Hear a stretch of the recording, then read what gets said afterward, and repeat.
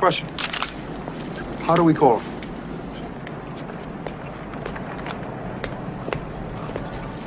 He gave us a signal.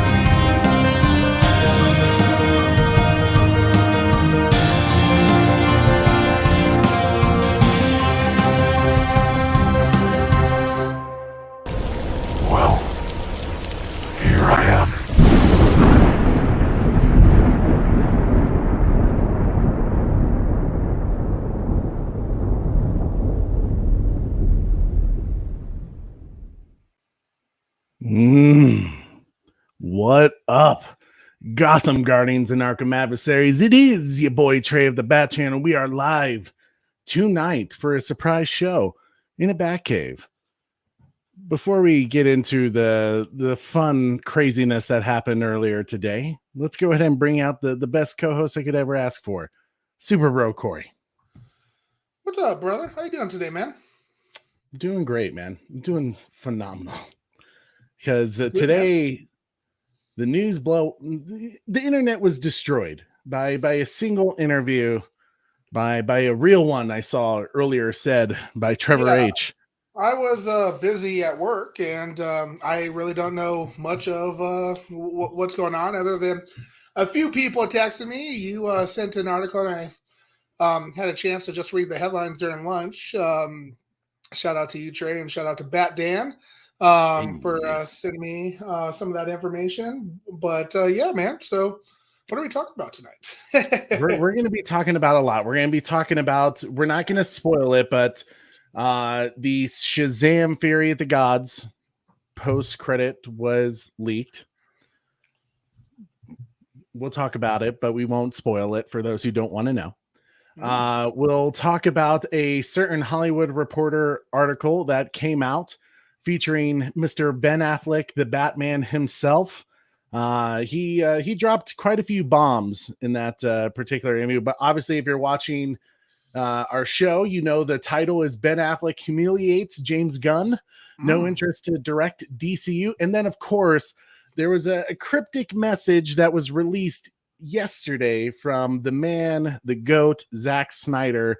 That was, no one knew what it meant exactly. We saw a lot of posts about Darkseid, and all of a sudden you hear Ray Porter, the voice of Darkseid himself, give some dates coming up in April, the 28th, the 29th, and the 30th. And we can only assume that possibly means SnyderCon. We'll probably get an official announcement or reveal during, I guess the Nerd Queens are doing an interview with Zach, who did Justice Con a couple years ago. They're doing an interview with him this Sunday. Can't recall the time, but I'll definitely be checking in on that to find out what's going on, of course, to raise money for the American Foundation for Suicide Prevention. So I'm all for that. Obviously, we always have a link in our YouTube description for the Autumn Snyder Tribute Fund, so keep an eye out for that. But Corey, before we get into all of our show, I see a lot of people going crazy in the chat. What's going on? Yeah, man, we got a lot of people here tonight. We got Trevor H in the house, Ben Kata in the house, Domain. Sucks. Hashtag restore the Snyderverse guy. My man. Bat Fanatic, The Butler, Oracle's Clock Tower, Red Hooded Outlaw. Have I said Ryan Swayze? Ryan, what's up, my man? We got Chance. How's it going? We have what's up, Chance? Oracle's Clock Tower. Listen to Oracle. She knows what she's doing. Mr. Orkin Beans. Orkin Beans, Beyond the Night, Lost, Not a Queen in the House. What up, Sammy? We got Charles Austin. Charles, the Nightwing. The Nightwing. It is good. It is Chubby, great to see. Chubby Chubby, what's Teddy up, Chubby? Great to see you. Monsters. Oh, yeah, And man. then already got a super chat. Orcs Super and chat Beans. from the leader of the horde himself, Orc and Beans 14, with that $5 super chat coming in saying, like and subscribe for the best damn shows from the best damn hosts. My man, well, see, that's the best damn super chat you could ever give us. Thank you, Orc and Beans. Corey, Orc, I'm a little confused. You should be playing, what was it, WWE 2K23. You should be busy right now over on Twitch. Guys, you know Orc and Beans. He's on our Delta Squad streams. We do a lot of gaming streams with him to celebrate Star Wars, and I think we've done Halo streams. We've done a whole bunch. Go subscribe over to his Twitch account. He's the Madman King. All right, go follow him. He is the rock star. Corey, can we play a little thank you for Orc and Beans 14? Absolutely. Let's. I'm gonna let you pick this one. You're gonna let me pick? Oh, you know what? If it's, I feel like if it's, yeah, I'm gonna let you pick this one. Oh, okay. He's letting me pick. Corey putting me on the spot. Orc, this is for you. Stop right there. I'm in. You are? Just like that? Yeah. Just like that. Just like that. Ben Affleck, we're all in, my man. We're all in because you're loyal. I respect that. The man, just like I said, Trevor H was right. He's a real one. That man's loyal to a fault. Back chat too, Trey. Charles Austin. Spoiler alert: Gunn's wife shows up in Shazam and credit scene. Sorry. We also have Osa Fresh. I think I said we got Noel in the house. Watching, working out. Thanks for stopping by, my friend. Appreciate it, guys. You know how we feel about Noel. He is the rock star of the Dreamwalker comics. Do all the artwork from him. And also is going to be working on the TV series that's coming out, in production, pre-production at the moment with Kate Valdez. Noel is just phenomenal. Issue 3 should be coming out soon, I hope. I'm really excited for it. But we'll see. Corey, go ahead. Zack Snyder, whoever that is. Thank you. Zack Snyder. Let's see. Gunn lies to make friends. We have Sean Franklin. What's up, Sean? It's good to see you, Sean. See the back chat again, Trey? Sure. South Cali guy 87. What's going on, peeps? Hope everyone is having a good Cali? day. It's good to see you, brother. We got Sin Havoc in the house. My man. Guys, I'm feeling the love. Thank you all so much for being here. Let's see here, a person I'm not familiar with, and he is not necessarily on the same side. He says, Tony Tornado. He said, y'all Snyder fanboys think this is a W for y'all. Y'all are pathetic. That's this cute. Little yuppie boy. Hey, Tony, in all fairness, if you've watched our channel, you would know that we cover much more than Snyder content. Do I prefer his DC content? Absolutely. Yeah, absolutely. I've enjoyed his content. I did go see Matt Reeves, the Batman, though. I did see Black Adam, which some people would consider, the Snyder only fans would consider that is not Zack's work. I did see Wonder Woman 1984. I did see Birds of Prey. I did see all the films after Zack. So I don't get the reason to be rude and to come up and already be aggressive, calling us pathetic, because the truth is people are passionate about his work, just like DC fans are passionate about DC. And you can't deny that DC fans aren't really happy with what's going on with DC lately, because no one showed up for Black Adam. No one showed up for Wonder Woman 1984. No one showed up for Birds of Prey. And it sounds like no one's going to show up for Shazam Fury of the Gods. So where are you coming from? Just saying. Be kind. Be constructive with your criticism. That's all I gotta say. Yeah. Be constructive with your feedback. Yeah. Rappers have feelings. I'm the hip hop anonymous. For my rhymes are bottomless. Yeah. Flight of the Conchords. Are we excited for Evil Dead Rise? To be honest with you, I have a good friend who I need to get in touch with because I haven't spoken to him in a very long time. But how we met was in middle school, and I got on a bus with him and he sat next to me. Connor, if you're watching this, you know what I'm talking about. I never watched Evil Dead before, and I just remember sitting down with him and had no idea who this kid was.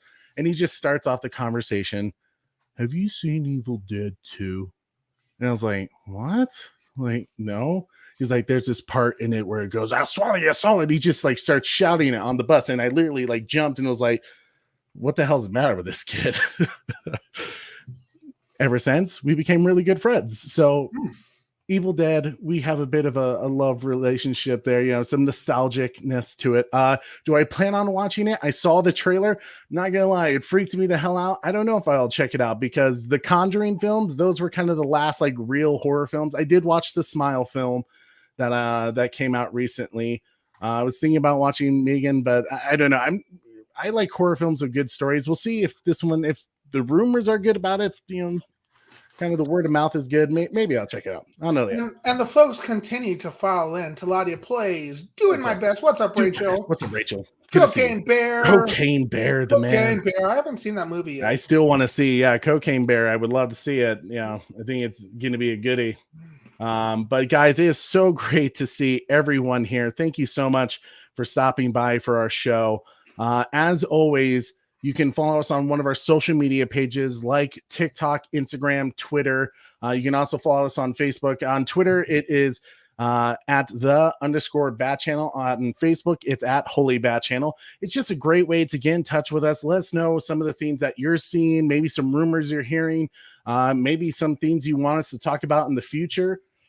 Send us a little DM. We love hearing from you guys. It's a great way to connect with us, because we like to be in touch with you guys. We like to communicate. It's more about building a community than it is, just doing YouTube content. We like to hear from you guys. But as always, it helps us out so much when you smash that like, you share this video, subscribe if you haven't already, like you, Tony Tornado, whatever your name is. Subscribe to our channel, so that way we can hear more from you. You can be the opposite side that maybe we don't hear from. As long as you're respectful, I welcome any conversation, but as long as they're respectful. So subscribe to our channel, hit that notification bell, and just enjoy the show. Be kind to each other, guys. That's what it's all about. And if you feel like supporting us a little more, just like Orc and Beans 14 did earlier, super chat goes a very, very long way in helping our channel grow, because it helps us improve our equipment. It helps us renew our subscriptions to like StreamYard that we use to do these streams.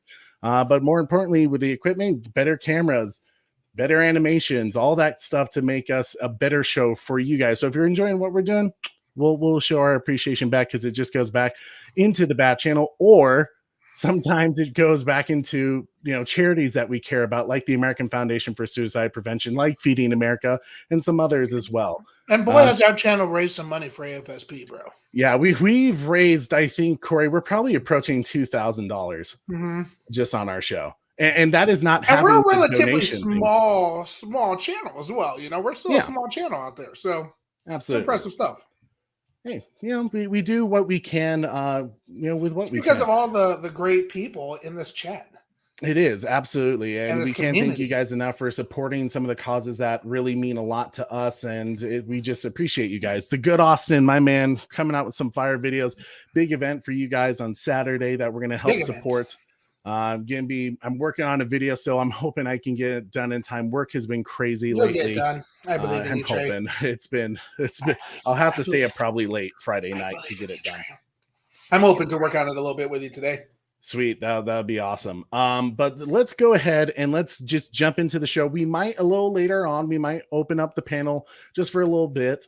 We don't plan on it being like a 3-hour show like we've had in the past, because I do have to get work done on that one project that I'm doing. Mr. Wayne, good to see you. Yo. But let's go ahead and talk about the first topic, Shazam, Fury of the Gods. How's everyone feeling about this? Let us know in the comments. Do you plan on seeing this movie in theaters? What's your general thoughts about the hype surrounding this film? Is it hype? Is it dead on arrival? Do you just let us know your general thoughts, if you're going to go see it there, or if you're going to wait for streaming, or you just don't care about it at all. Corey, what's your initial thoughts for Shazam, Fury of the Gods? Oh man, Shazam, Fury of the Gods, or whatever. I didn't really like Shazam 1. Okay. I've tried to watch it. Not a big fan of it. The Headless Superman kind of bothered me, but just thinking of not even having that be a part of it. I'm just not thrilled about Shazam as a superhero character. It's not something that he's a D-lister. It's down the line as far as superheroes go, in my opinion, on who I want to see and watch about. That being said, you have kind of sold me on Zachary Levi a little bit. Especially, the one thing that if a Hollywood person is a nice person, to his fans and everything like that, to people who actually visit and talk to him, you said you had a great reaction with them. There's definitely some, like Adam Driver, for example. Adam Driver, great person. I try to see his movies. I'm not a big fan. Big fan on you. So you sold me on Zachary Levi as how well he treated Trey and his friends when he was at a show. So to kind of go into that, because I know in terms, and see, this is kind of funny for the guy, Tony Tornado, who's just like, oh, because I know the Snyder community, and I don't want to say Snyder community, but there's some fans out there who just hate Zachary Levi because he said the Snyder Cut doesn't exist. And he also has said some dumb things. But I can tell you, as someone who has met him and kind of paid attention, he was here at the Denver Fan Expo a couple years ago, and he was easily the biggest star there that year. And the way he treated everyone, you see some people who they put curtains up so you can't see them unless if you pay to see them. They don't, if you see them, it's shake, sign, goodbye, or hey, go. Hey, go. And for him, he really took time to chat with people, just hang out with them. He was actually a genuine nice guy. That being said, I know he has said things that piss people off. I think deep down, he is a good person. I think if anything, someone should just tell him he shouldn't feel the need to comment on everything, and maybe he's that's where he a little falls too naive and don't necessarily hype up Hamada all that much because that WBD wasn't. He wants to keep his job. I get it. Every actor has done it. Except for people like Ray Fisher who just are willing to fall on the sword, and I respect them for that. But all in all, I'm not going to deny someone who wants to keep the job they love. In this case, Zachary Levi really likes playing Shazam. Of course, he's going to be like, "Oh, why are you guys attacking James Gunn? He's DCU head." Of course, he's going to try to make nice with that guy. Currently, it's his boss. Expect someone to come out and say they hate their boss. So, part of me, I go back and forth on it because my honest opinion of it is this is not a movie that I would see in theaters. It's just not. I would wait until red box that thing for $1 and get it back immediately. Type thing. Now, as content creators, our duty is to provide content. Are you going to go see it, Trey? If Trey goes see it and he wants to do a show about it, the parts of me want to see what they do with the Wonder Woman character. So there's that was another thing that you could tell they were desperate, right? When they released that trailer with Wonder Woman's cameo, and it felt very much kind of what they did with Henry Cavill in the Black Adam film. Very small cameo that honestly probably will lead to nothing because of all this. But I do plan on seeing it. One, because I am a content creator, but also I'm a DC fan first, right? Do I prefer Snyderverse content? Abso-freaking-lutely. BVS, Zack Snyder's Justice League, Man of Steel, the first Wonder Woman film, that stuff right there, still some of my favorite DC films of all time. But I did like the first Shazam. Other than that, and when I say liked, I would give it a low medium 6. It was enjoyable for what it was, but I didn't go rush to see it again or rush to buy it on DVD. It's a film I watch every now and then when I kind of want to watch something that's relaxing and silly. Vincata said watch Shazam 2 a few hours ago in almost an empty theater with 5 other people. Sad thing that even though it was even though it's a good movie, I would have enjoyed it more if Snyderverse was around. Yeah, and 5 out of 5 in my honest opinion. Yeah, so, and see, that's the thing that I say. Shazam, even the first movie, Shazam, unfortunately, has always they've been affected by what has been going on in the outside DC realm. Because they wanted to get away from the Snyderverse with the first Shazam film, I disagree with that because Shazam 1 didn't do all that great either. People don't care about, a teenage kid or, a kid who all of a sudden, says Shazam and turns into, superhero. I disagree with that. Shazam, you don't like consider Shazam a big character, but in the DC world, I know he is in the a DC D world. character is not as that. He's more of a BC character. BC, D character. DC. I'm curious to hear what people say in the chat. Zachary what are they Levi, saying? completely aside, what are they? What is Shazam in your line of like superheroes? Like, is he an A-lister? He's up there with Batman and Superman, or is he a D-list character that is, with creatures? What's that? Creature Commandos, Booster Creature Gold, Commandos, like that. Bruce. Yeah, exactly. Yeah, some of the Suicide Squad members. Yes, that's where he is to me. So Noel says just another popcorn movie at this point where DC is not a solid universe. It can stand on its own as a movie if it has good narrative, as a superhero movie. What I'm seeing from a lot of people in the chat say is they don't plan to see it. They either don't like Zachary Levi as a person because of some of the poor choices that he said, which is completely understandable. He said some dumb stuff. That's fair. But I do appreciate, you tell me that, awesome story of your interaction with them too. So it's like, and like I said, that was a personal interaction that I had with him that I really respected him for. That, I look at him as a nice guy, but like you said, who doesn't say dumb shit every now and then? Everyone has said, even Ben Affleck, in all honesty, has said some pretty dumb things in his life. And we're caught on camera. Do we hold that against Ben Affleck? No, we kind of forget it because he's Ben freaking Affleck and he's the greatest Batman ever. Yeah, and can we say, Trey, what we were thinking about doing with like DC and like Marvel content with this universe? I kind of forget what it is, but sure, go ahead. No, I'll put it in the back chat for you to see. So I can say, sorry, a lot going on that my brain is not always up to date with what we've discussed for a brief moment. But anyways, there you go. Recently, so yes, Corey did have a content series that we were going to start on the Bat channel because I mean, a lot of people with DC fans aren't excited about James Gunn leading things. So we were going to start a series of basically we watch it so you don't have to. We'll basically tell you if it was worth the, $10 admission to your movie theater, if it was worth, maybe waiting for streaming, or if this was a film that we would just love to forget. We will waste the $10 so that you don't have to.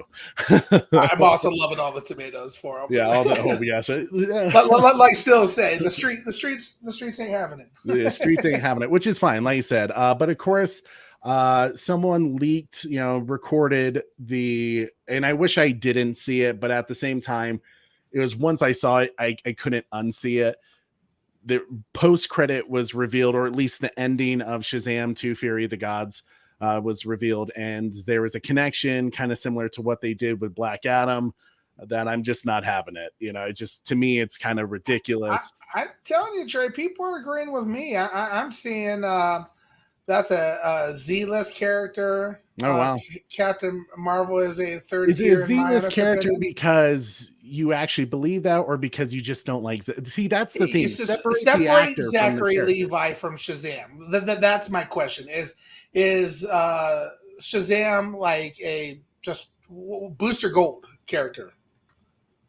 Actually, which he kind of is. Yeah, he kind of is Booster Gold at my level, and that's in like a way. Yeah, he's very DF, like that. Yeah, the way they play him, level of stuff. Suicide Squad over Shazam 2. Studio Squad, yeah, that's fair. What's up, Charles Breaks? Good to see you. Sin Havoc, yeah. So rotten trash, basically. Okay, so it seems like most people are kind of not interested in Shazam 2. So Corey, this could be the first of our We Watch It So You Don't Have to series. I do plan on seeing Shazam this weekend. Here's a fair statement from Osa Fresh. Z-list actor playing a C-list character. So he Osa Fresh given Shazam, specifically comic book character Shazam, a C-list character. And that's what I'm saying. Okay. I agree with that low score. I just don't see Like Shazam, does he deserve a standalone movie? That's my thing. Like Shazam should have always been a Superman, Black Adam. Well, I mean, this is once again where I say we're the first like DC, the DCEU. Shazam was a character they probably could have waited on, like maybe after phase 1 would have finished, or maybe phase 2. But it's out of the box now. Shazam is there. He's a part of some universe. Who knows what he's a part of? I guess we'll find out maybe in this movie, or it'll still be a question mark. Somebody else also said, Falcone. What's up, Falcone? He said Alan Rich big like a dog. Big like a dog. Would have been a better Shazam in my opinion. Oh yeah, the guy who plays Jack Reacher. And he was also Aquaman in the Smallville series. Like, and who is he? Hawk and Dove in Titans. So I mean, he would have been a good choice. I could see Ray say that. Yeah.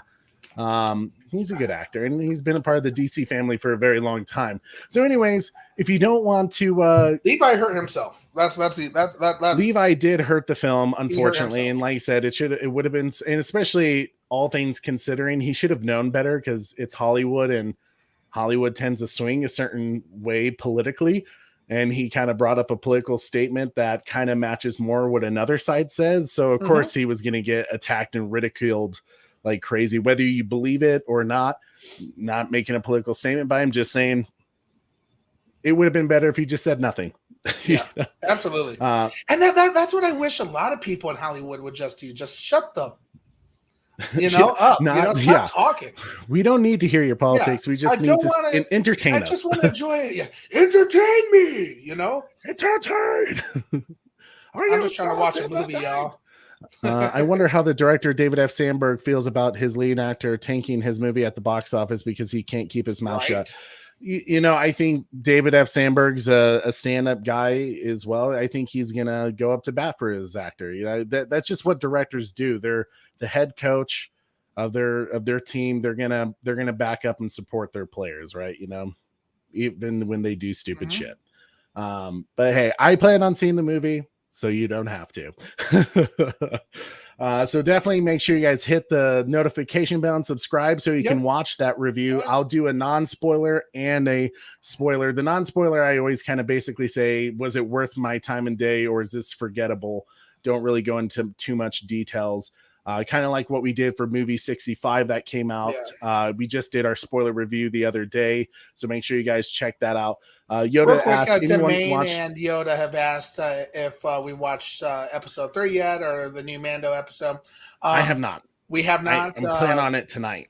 Saturday is our review of Mando episode 3, so make sure you guys tune in on Saturday with the Delta Squad. You already know. Was good. Midway was boring. Oh, interesting. I've been wanting to see Midway, so that makes me. Oh, I don't think he's talking about Midway. It got boring. Oh, not the movie. I see what you're saying. Yeah. That's kind of my thoughts on. Ryan. That's kind of my thoughts on. Shazam 2, Fury of the Gods, as it is. But Corey, let's go ahead. Absolutely, and we don't either. It's just there's some things. It's such a controversial topic. You want to protect the brand. So, exactly. It's better not to talk about it, whether you believe in it or not. That's what I say. It's no one's business to know. But absolutely. So Corey, let's go ahead and get into the main topic for kind of the big topic of today, of why everyone's probably here. A certain actor that we all love, his portrayal of Batman, had an interview with the Hollywood Reporter for his upcoming film Air, starring Matt Damon and also Ben Affleck, which is all about Nike creating the famous Air Jordan shoe brand with the legendary Michael Jordan. This is a film that I'm honestly excited for. We'll probably review it. Corey, do you have any interest in seeing Air? With that's Ben Affleck's movie about the Bulls and the shoes, Air Jordan shoes, with Matt Damon, because Michael Jordan is the greatest of all time. So Absolutely, your anything royal Michael Jordan airness, related. right? And our parents are from Chicago. If we didn't say Michael Jordan is the GOAT, we would be shunned. I would get no more Christmas presents. My parents wouldn't call me on my birthday. They'd probably That expect me bulls. to, That I gotta hair. say Michael Jordan's the best. And you know what? I believe Man. it. You will never get me to change my mind. LeBron James right now is being like, that shit's stank down He's there. the airman. He's the airman, Nicholas but Francis said, for real. for real. What's up, Nicholas? Good to see you, Nicholas. Hope all is well. But yeah, so let's go ahead and get into this. As you guys all know, there was a lot of rumors going on from James Gunn that when they were talking about this potential that Ben Affleck would be interested in doing a project with him, right? He did a tweet on December 14th saying, met with Ben yesterday precisely because he wants to direct, and we want him to direct. We just have to find the right project. So this had a lot of people speculating, thinking, well, maybe this new project that he would direct, obviously he played Batman. He's a big Batman fan. Why wouldn't he direct a Batman movie? And I feel like that's a dangerous thought process. When I hear you said it again, a director's vision, and an actor who played Batman, is he going to, be like, oh, that's not really Batman to me because you're a different actor is portraying it a completely different route, like that just seems like it seems like a recipe for disaster. Disaster, yeah. Yeah.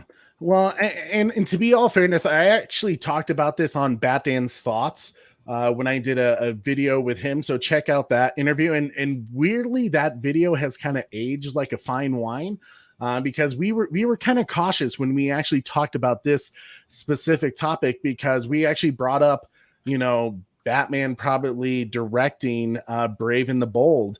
And I kind of said, that probably wouldn't work. I don't think they would do that with Ben Affleck. And, as they kind of talked about on January 31st of this year, where, they finally announced Chapter 1, Gods and Monsters of the DCU film slate and TV slate, they reiterated that James Gunn reportedly working with Ben Affleck to bring a project to life in Chapter 1 of the new DCU.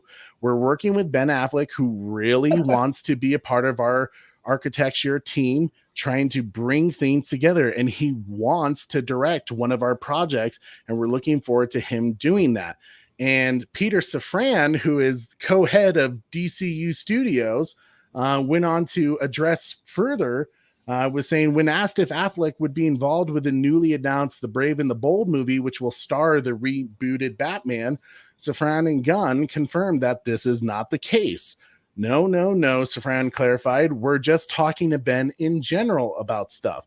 Yeah, and we have not decided together exactly. We're talking about two different projects right now, is what Gunn added. So they keep reiterating, like, Ben wants to do something. He's so excited. He wants to do something, right? Like, Ben's, whatever it is, it's not gonna be Batman Brave and the Bold, but it's gonna be something. You just wait. Ben Affleck, one of the best directors, won an Oscar for Argo, and Good Will Hunting. He's gonna be back doing more. Which, Corey, have you seen Last of Us? Not Last of Us. Sorry. It's totally spacing me. The gangster movie that he's in. The Night. Oh man. I just watched it yesterday and I'm totally spacing the title. I'm so mad at myself. Chat, help me out. It's something like The Night. Day of the Night. Something like that. Oh God. Live by Night. I think it's Live by Night. Is that I wasn't able to help you with that, so I have no clue, bro. So you haven't seen it. Corey, Live by Night is actually a very, very good film. It's phenomenal. Yep, Live by Night. Live by Night, was it? Okay, thank you, Sin Havoc. I was like, Ryan Swayze said The Town. The Town is another film that I did, and the Town is a great one, but that's not the recent film is Live by Night, but a great film. I highly recommend you watch that one, Corey. So, anyways, we got a lot of reports. James Gunn constantly reiterating. What's up, Phil? It's good to see you. I can't wait to see Batman: The Last Goodbye. James Gunn constantly reiterating, that he wants Ben Affleck to return to do some DCU film to direct and write it, right?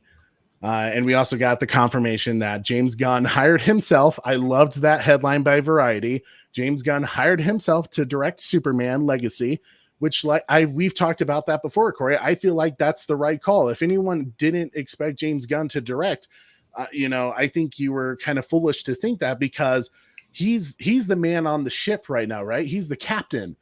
If this DCU thing is going to crash and burn, it should be 100% on James Gunn. Now, if it fully succeeds, Captain goes down with the ship. Captain goes down with the ship, and he can't blame anyone but himself. He can't blame the director. He can't blame the writer, because he is literally all of it. He can't blame even studio interference, because he is the studio. So I'm okay with James Gunn directing Superman Legacy. I think it's right. Whether it's good or not, I'll be honest with you guys. I will be the first person that says, hey, James Gunn cracked the code on Superman. Or I'll be like, this man had no business directing Superman. I'll be the judge of that. Sure. Okay. Fair enough. Super Bro Corey should be the judge of Superman Legacy. But anyways, so constant tweets, reports, interviews, responses of James Gunn constantly saying Ben Affleck really wants to do something. He keeps saying that Ben Affleck really wants to do something with DCU. We don't know what it is, but he wants to. Well, in the good old Hollywood Reporter article, Ben Affleck gave his response. Corey, can you pull up the next slide, please? Yes, sir. Prepare yourselves for straight savagery. So the interviewer asked, so if DC came to you now and said, do you want to direct something? Ben Affleck, in a clear, decisive manner, says, I would not direct something for the James Gunn DC. Absolutely not. I have nothing against James Gunn. Nice guy. Sure, he's going to do a great job. I just wouldn't want to go in and direct in the way they're doing that. I'm not interested in that. It seems kind of very interesting. Like when you think about it, James Gunn kept saying he wants to do something. He really wants to do something. And we want him to do something too. And for him to flat out say, I'm not interested. Clearly, like people saying, oh, James Gunn lied that they had a meeting. I don't think that's a lie, because clearly he knows what James Gunn's doing. He says it. I'm sure he's going to do a great job. I just wouldn't want to go in and direct in the way they're doing that. So he's already aware of some things they want to do. And what I think he's talking about, Corey, here's my theory. DCU is going to run very much like Marvel, where the directors, they really aren't, they're not really storytellers. They're not really crafting something new and refreshing, right? They are just basically workhorses for Kevin Feige in creating the story that he wants to be part of his universe. So the level of creativity is not really there. You're just a piece of the puzzle. And there's nothing wrong with that. Of course, it worked for the MCU, right? But it doesn't allow for creativity like there was with the original DCEU with Zack, where he laid out basically the plans and the overall scope of things, but he allowed the directors to have their own twist, their own spin on it, just like they did with David Ayer's Suicide Squad, until the studio got in and cut it up with some other production trailer team. So it's going to be run very differently. And for Ben Affleck, who just started his own production company, is the CEO right now, he's very much like, I want to be creative. I want to do things of how I want to do it. Once again, he doesn't want people to tell him how to do it, which was very similar to what happened when he was working on his Batman film. We'll talk about that in a second. Corey, what's your thoughts about this response from Ben Affleck saying that he's not interested at all to do anything with James Gunn in this DCU? I love it.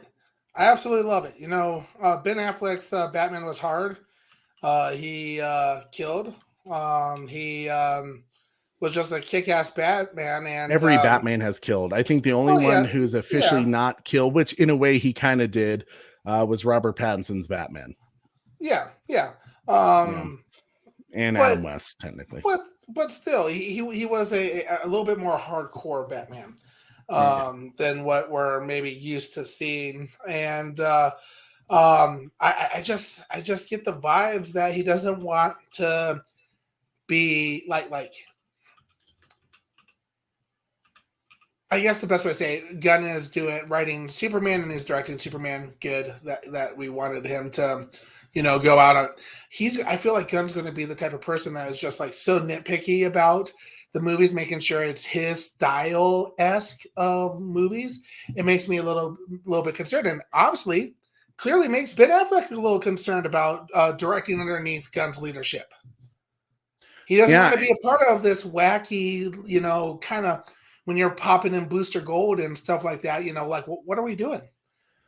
I mean, well, clearly Ben Affleck has a style, right? Like based off the films you have seen of him, he's not afraid to get violent. He's not most of his films. In fact, I can't really think of one that he's directed that didn't go to R ratings. Like he likes the adult content, he's not afraid to drop the F-bomb every 5 seconds. Yeah. And it just doesn't make sense, because that's not the route DC wants to head, clearly. Yeah. So to me, let's see what Nicholas says here. I wanted to know, maybe I'm late, but is James Gunn partly responsible for Cavill getting axed after being teased in Black M? I can trust James Gunn with a plastic spatula not to further decimate the DCEU. So here's the truth of it. I know he said he didn't fire James Gunn, but the moment he told David Zaslav, I want to reboot the whole thing and create my own universe, that directly affected Henry Cavill, which meant he got axed. So yes, he is responsible. He can say he wasn't the person that told, Henry, but yet he was the person that called Henry Cavill and said, we're going in a different direction. So that sounds a lot like a firing, but he basically says, well, I didn't hire Henry Cavill, so therefore I can't fire him. That's a load of shit, because what is that supposed to mean when David Zaslav got into Warner Brothers Discovery and fired a whole bunch of people?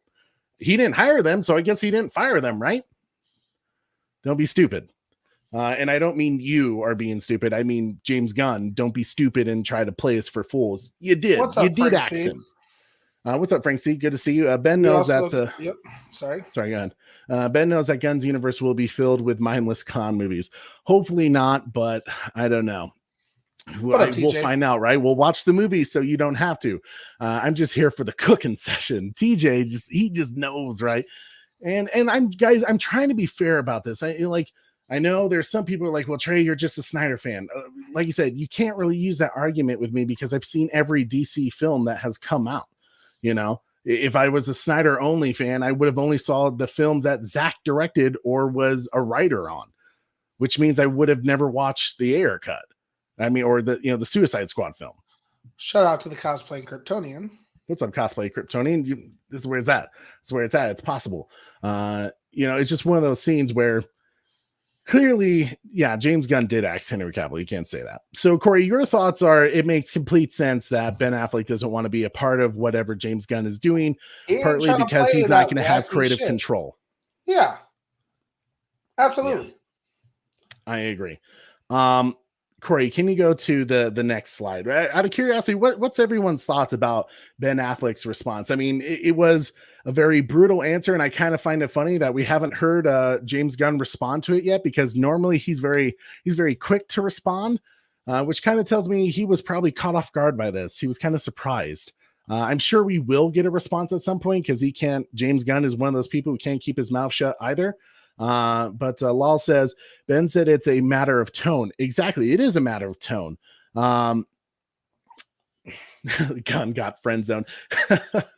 You're right. Yeah, he basically did. What I kind of get from this, Corey, you know what Ben Affleck basically said to James Gunn? Ben Affleck was the bomb as Batman. Ben Affleck was the bomb as Batman. Yeah. Yeah. What's up now? Right. It's just one of those things where I feel like with Ben Affleck, he's the freaking GOAT. He just never disappoints. Oh my God, Corey. Here it is. This is what Ben Affleck basically said to James Gunn. It means I'll go fuck yourself. Yeah, that's exactly what he said. That Argo go fuck yourself. It's basically true, right? Like, for the amount of times that James Gunn has said, He really wants to. He really wants to. Ben Affleck showed basically zero interest. He said not interested. You know, the very thing that, oh, Zack's not interested. Zack doesn't want to continue DC, and yet Zack keeps posting shit about DC. And then here you got Ben Affleck. He's like, the one person that James Gunn says is interested in doing DC comes out and says, I'm not interested in that. And you know, if you like look deep at what he said, I would not direct something for the Gunn DC. Absolutely not. And then he probably, so I imagine him saying that, and then he realized, oh shit, that was really harsh. I have nothing against James Gunn. Nice guy, sure, he's going to do a great job. I just wouldn't want to it go did in seem kind of and, like, how do I soften the blow a bit? Yeah, and then he's like, I just wouldn't want to go in and direct in the way they're doing that. So it's me, not you. It's me. It's not me, you, James. Not you. I'm not interested in that.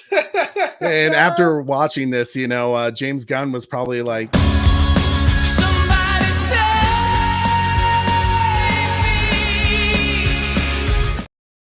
how dare you use that clip for something like what James Gunn would be saying? hey man, you know, he was saying it, you know, he was basically like, you know, why don't you want to hang out with me? But hey, shout out for you to playing that clip though. Hey man, I did it for you, Corey. It was just basically, it's just what, you messed up though. You didn't play it long enough. No, we're not going to Kristen Kurek. You know? I'll see why not, Jack.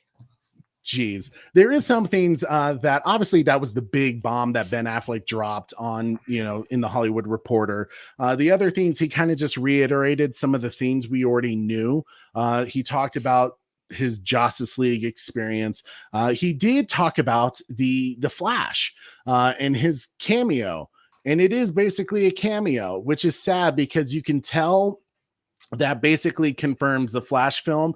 James Gunn had taken out the extra scenes that were filmed to lead to anything after this, you know, the way and Mike DeLuca and Pam Abdi there he was an actor experiencing, I just did all this work and now you're removing all this shit and you're completely changing it. You came in and completely changed it. Yeah, James Gunn. And you know what, in a way, like I don't blame James Gunn, because if the Flash movie succeeds and, you know, it leads to some greater thing going on, that Ben Affleck is still around. Like many rumors came from the early screenings when they said, hey, Ben Affleck shows up at the end of this movie and he's still Batman. He's still out there. And then he had that extra cameo that was filmed with Jason Momoa over in the Aquaman 2, which comes after the Flash. So everyone's like, yeah, Ben Affleck is back as Batman. Clearly, they've gotten rid of these scenes because they don't want to lead to anything else. That he's ready to reboot. The Flash film is going to be used how it was originally intended, like Walter Hamada wanted, which was to erase the Snyderverse. Now, obviously that makes sense because you're about to do this whole DCU thing for James Gunn. Why would he want, you know, the Snyderverse out there somewhere? But maybe he doesn't have a say in that, right? We'll talk about that a little later, that James Gunn doesn't have a say if there is Snyderverse characters still out there somewhere on another streaming platform.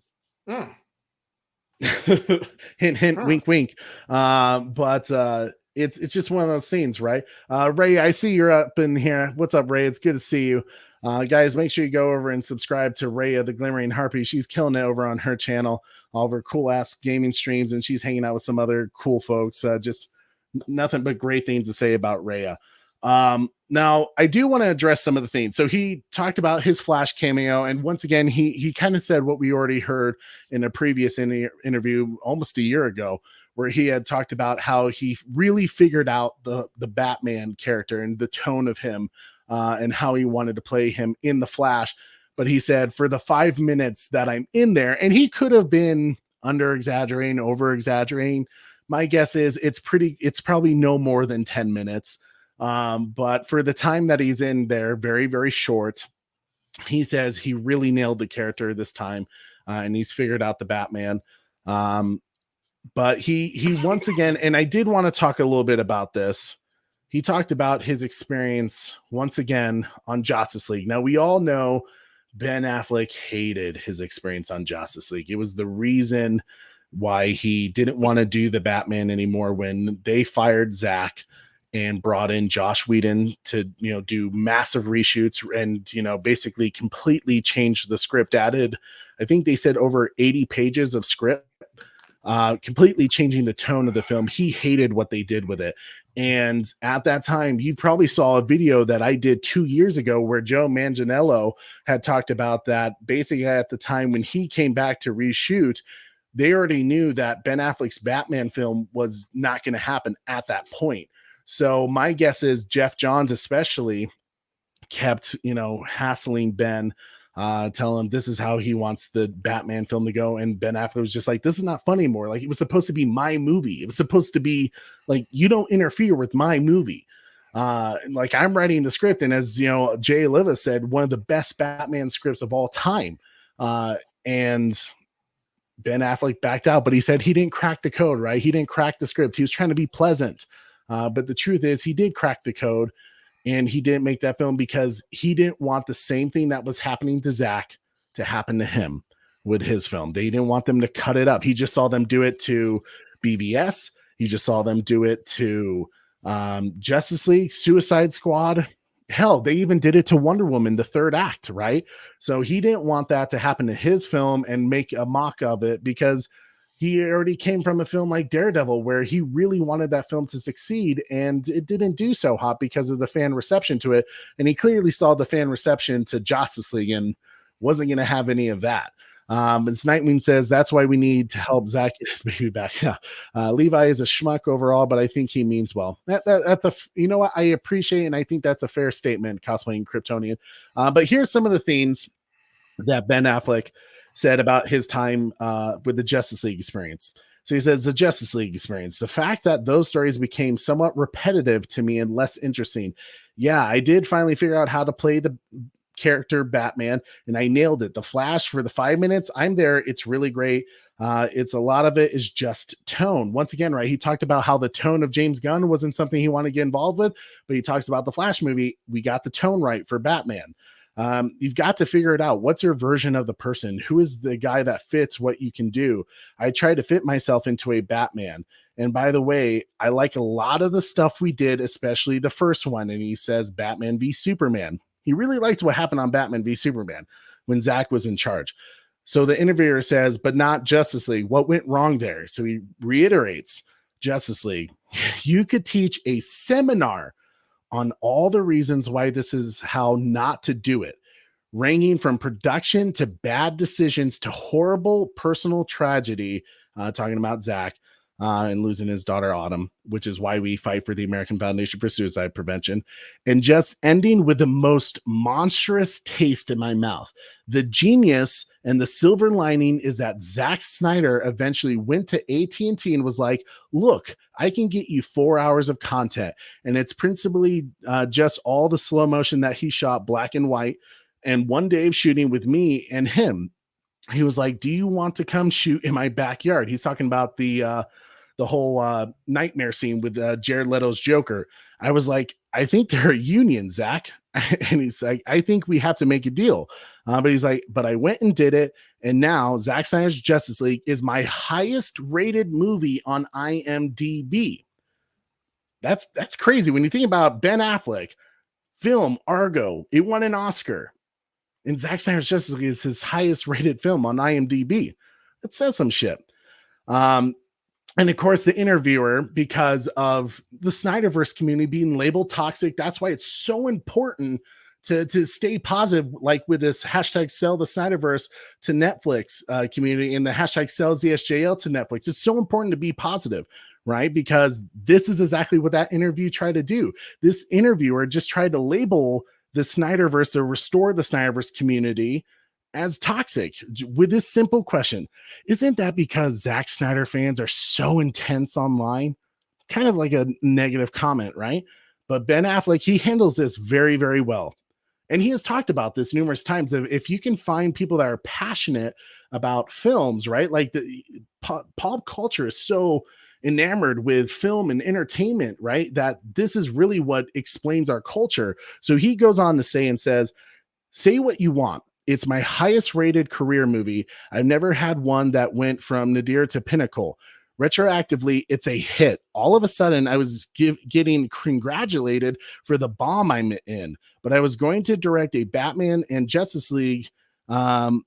Made me go, I'm out. I never want to do any of this again. I'm not suited. That was the worst experience I've ever seen in a business, which is full of some shitty experiences. As we heard rumors, Ben Affleck had talked about, there was rumors that Ben Affleck tried to get the cast to walk off set when Josh Whedon was taken over because he was pissed off of how he was treating everyone. He was pissed off of how Josh Whedon was treating, and Jeff Johns were treating Ray Fisher. He was pissed off of what Josh Whedon did to Gal Gadot. You know, all these different things. And Ben Affleck is like, we're freaking actors here. Like, they need us to do this movie. Like, let's walk off set. You know, I don't know how it went from that moment on, but clearly they did their job. They got paid and left. But they came back to do Zack Snyder's Justice League. So as he says, some shitty experiences, it broke my heart. There was an idea of someone, Josh Whedon, coming in like, I'll rescue you and we'll do 60 days of shooting. I'll write a whole thing around what you have. I've got the secret. And what it was, and it wasn't the secret. That was hard. And I started to drink too much. I was back at the hotel in London. I was either that or jump out of the window. And I just thought, this isn't the life I want. My kids aren't here. I'm miserable. You want to go to work and find something interesting to hang on to rather than just wearing a rubber suit. And most of it, you're just standing against the computer screen going. If this is nuclear waste, get loose and that's fine. I don't. And he says, condescend to that or put it down. But I got to a point where I found it creatively not satisfying. Also, just you're sweaty and exhausted. And I thought, I don't want to participate in this anyways. And I don't want to squander any more of my life, of which I have a limited amount. And that's when he talked about not wanting to work with James Gunn over at the DCU. So here you have Ben Affleck. His experience was so awful from the moment Josh Whedon took over. And honestly, it was probably awful when Zack was there, but not because of Zack. Clearly, how many times have we heard Ben Affleck say, Zack, whatever you need, I'm there. I'm back. I'll come and do this reshoot, not reshoot, these additional shots for you for Zack Snyder's Justice League, whatever you need, pal. It was how they were treating Zack. We knew before Zack was fired that the studio was constantly, why are you doing this? Zack, change this. Zack, do this. Zack, make it more funny. Zack was like, for fuck's sake, you hired me to do this job. Get out of my way. Ben Affleck saw how they were treating him. He didn't like the way it was going down. They brought in Josh Whedon. They saw the tone of what they wanted. They wanted an MCU style film. And Ben was like, that's not DC. I'm not going to hurt the character I love and ruin the story, that fits Batman, especially this Batman, and do it so you could get a couple of laughs and get the film that you think fans want, which clearly they don't because Justice League failed. Birds of Prey failed. All these different films where they tried the MCU formula didn't work for them. You could say, well, Trey, Shazam was a box office success. I've said this a million times. Was Shazam really a box office success? Technically, yes, because budget-wise, it was such a low budget. $250 million was a lot to them. But when you think about a superhero movie, a superhero film, the fact that they didn't cross the $450 million mark was kind of like, and there wasn't COVID to blame. You kind of have to go, ugh. That superhero film wise, that didn't hit it. That didn't do the mark. Clearly, DC fans didn't want an MCU formula film. Look at The Dark Knight. Look at Dark Knight Rises. Man of Steel even. Batman v Superman. Wonder Woman. Those were films that really didn't follow the MCU formula. They were their own thing, and they succeeded very well in the box office. Gotta think. Do the research. Listen. Okay. Mikey's son, ladies and gentlemen, in the house. Mikey's son has a show later on, I think with Skywalker, right? Mikey's doing so many shows, it's hard to keep track of where he's at now. He's just blowing it up. The man who is creating Dreamwalker, that's going to become a series. Nothing but great things to say about Mikey's son, guys. The Scooper Supreme. Affleck still supports Zack. What's up, Mikey? And then he dropped his latest, greatest Geekosity mag Zack Snyder teases SnyderCon with shocking Darkseid video. Hey, yeah. Zack Snyder with the SnyderCon. We're definitely, that's going to be the very next thing we're talking about. So make sure you guys have hit that like, you shared this video, you subscribe if you haven't already, and hit that notification bell. And, join us for future streams like Delta Squad. We're going to be doing some more. And here we go, Corey. First off, before we move on to the next thing, what's your thoughts about all this, Corey, about Ben Affleck's experience on Justice League and kind of what it says about him? Some people could take this article, and I know some people are going to say, well, here, look how horrible the time he had with Justice League. He keeps talking about how shitty it was to put on the suit again and how he was tired and exhausted, and the creativity, it was repetitive with these superhero films. So clearly he doesn't want to do a Batman film. What's your thoughts to everything Ben Affleck had to say about his Justice League experience, and to those who are probably going to use this as a moment to say, see, Ben doesn't want to continue? Ben Affleck is a veteran in this game. He's been doing this for decades upon decades upon decades. He's not just an actor anymore. He's a director. He's involved in this. So he has the ability to have worked with numerous directors, numerous actors. He sees what works and he sees what doesn't work. And that's why I'm sure he probably is a great director and everything like that as well. He knows by that experience, he knows what he wants and he knows what he doesn't want. So for him to be so blatantly obvious that he has no interest in working for James Gunn's DC is huge. That tells me the direction that James Gunn and WBD is currently heading with their content. Yeah, you have somebody who has decades in the game, want nothing to do with the future of. And it's not like he doesn't like comics. It's not like he doesn't like superheroes. It's not like he doesn't like this genre. Yet no interest whatsoever. You killed a man's interest. You killed a director who wants to create, creative content and enjoyable films.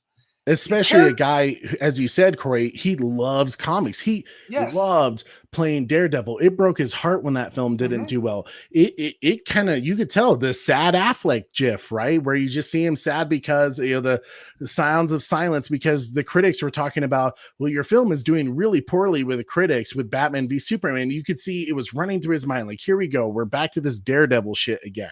And it's a good film. He put his heart and soul into it. And then now here comes the well-oiled machine of Justice League, right? And that whole experience. It's horrible to see that someone who loves the character, loves it as a fan, and not just as someone who's getting paid to be this character, who does research because I got the role. This was someone who was like, I know exactly what you want to do, Zach. When Zach called him up and he was like, I want you to play this really old, gritty Batman who's kind of run down and being kind of past prime. And he was kind of like, you want me to play an old Batman? And then, he was like Frank Miller's Dark Knight Rises. And all of a sudden, Dark Knight Returns, sorry. And all of a sudden you heard Ben Affleck go like, oh, hell yeah, I know what you want to do. Like, yes, I'm all in.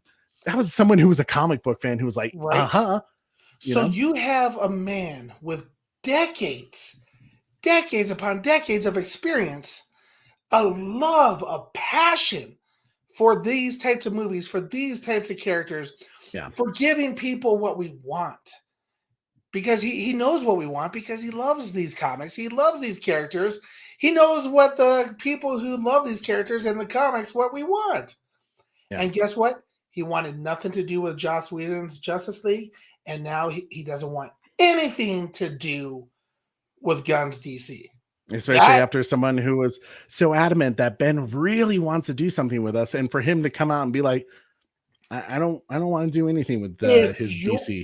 If you're a DC fan and you think James Gunn's going to do something good, I'd be shaking my boots with somebody with Ben Affleck's level of prestigiousness be this adamant about not wanting to work with Gunn and DC at all right now. That's scary.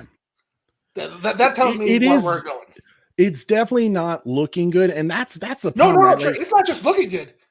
It's hell, bro. I see what you're saying, Corey, but I like to take it as I haven't seen the film yet, so I can't say what James Gunn's about to do. But for me, Doesn't matter. The fact that you have all these people kind of giving us an idea that they don't want any part of it, it doesn't look good. Okay, where I just saw a comment. Yes, because tell us Way.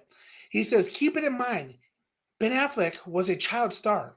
So he's been in the game for years, like I was saying, decades upon decades. Way more seasoned than Gunn or Whedon, plus 2 Oscars. Exactly. He's been in this industry. He knows James Gunn. He knows Joss Whedon, and he doesn't want anything to do with them. This is not wait till to go see the movie. This is holy shit right now. This is, oh my God, what is going on? This is boom, tragedy going on right now in the DC community. Yeah. That's what this is, right? You know, I completely hear what you're saying, Corey, and I think you're right. You know, overall, like, and this is not me just already, because I know some of the people who just labeled themselves as DC fans are just going to come at me and be like, oh, you're not a real DC fan because you're just not going to support James Gunn because you don't like the guy. I've never said I liked the guy because I don't like the things he tweets. And I don't mean like when he's being a dick to fans. I'm talking about tweets that came out some time ago. We won't go into it, but I don't like the guy personally. He's an old man, and the trips that he takes, he's a messed up dude. Yeah, but I've never been a huge fan of his films, and Corey is absolutely right.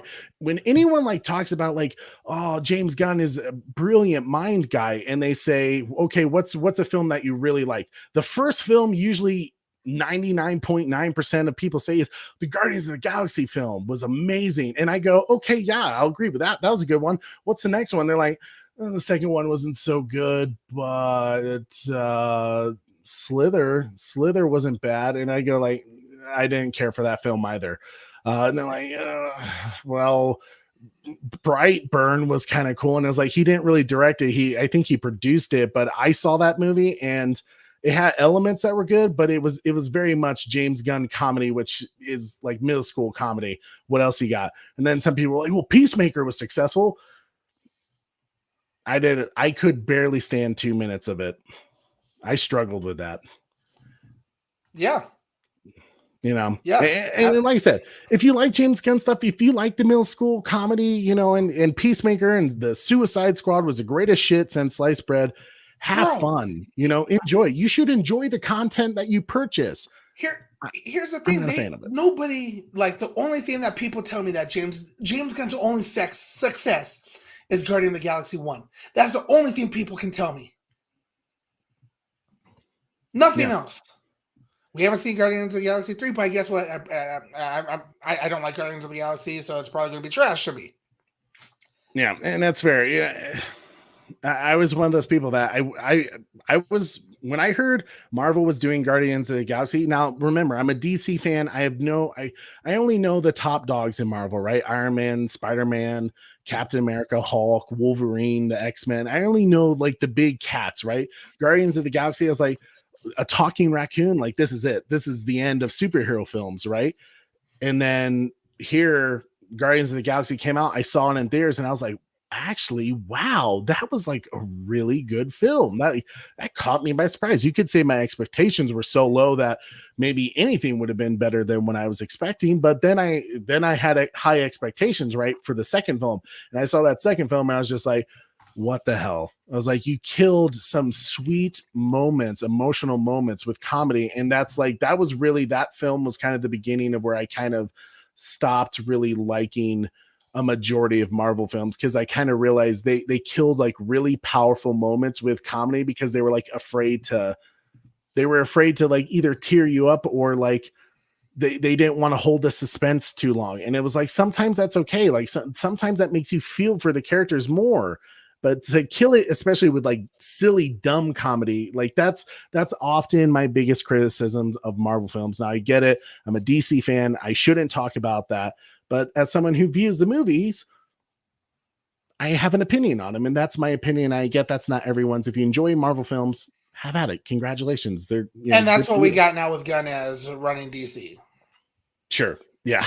It sounds like it. It sounds more and more like that's the case. Booster Gold.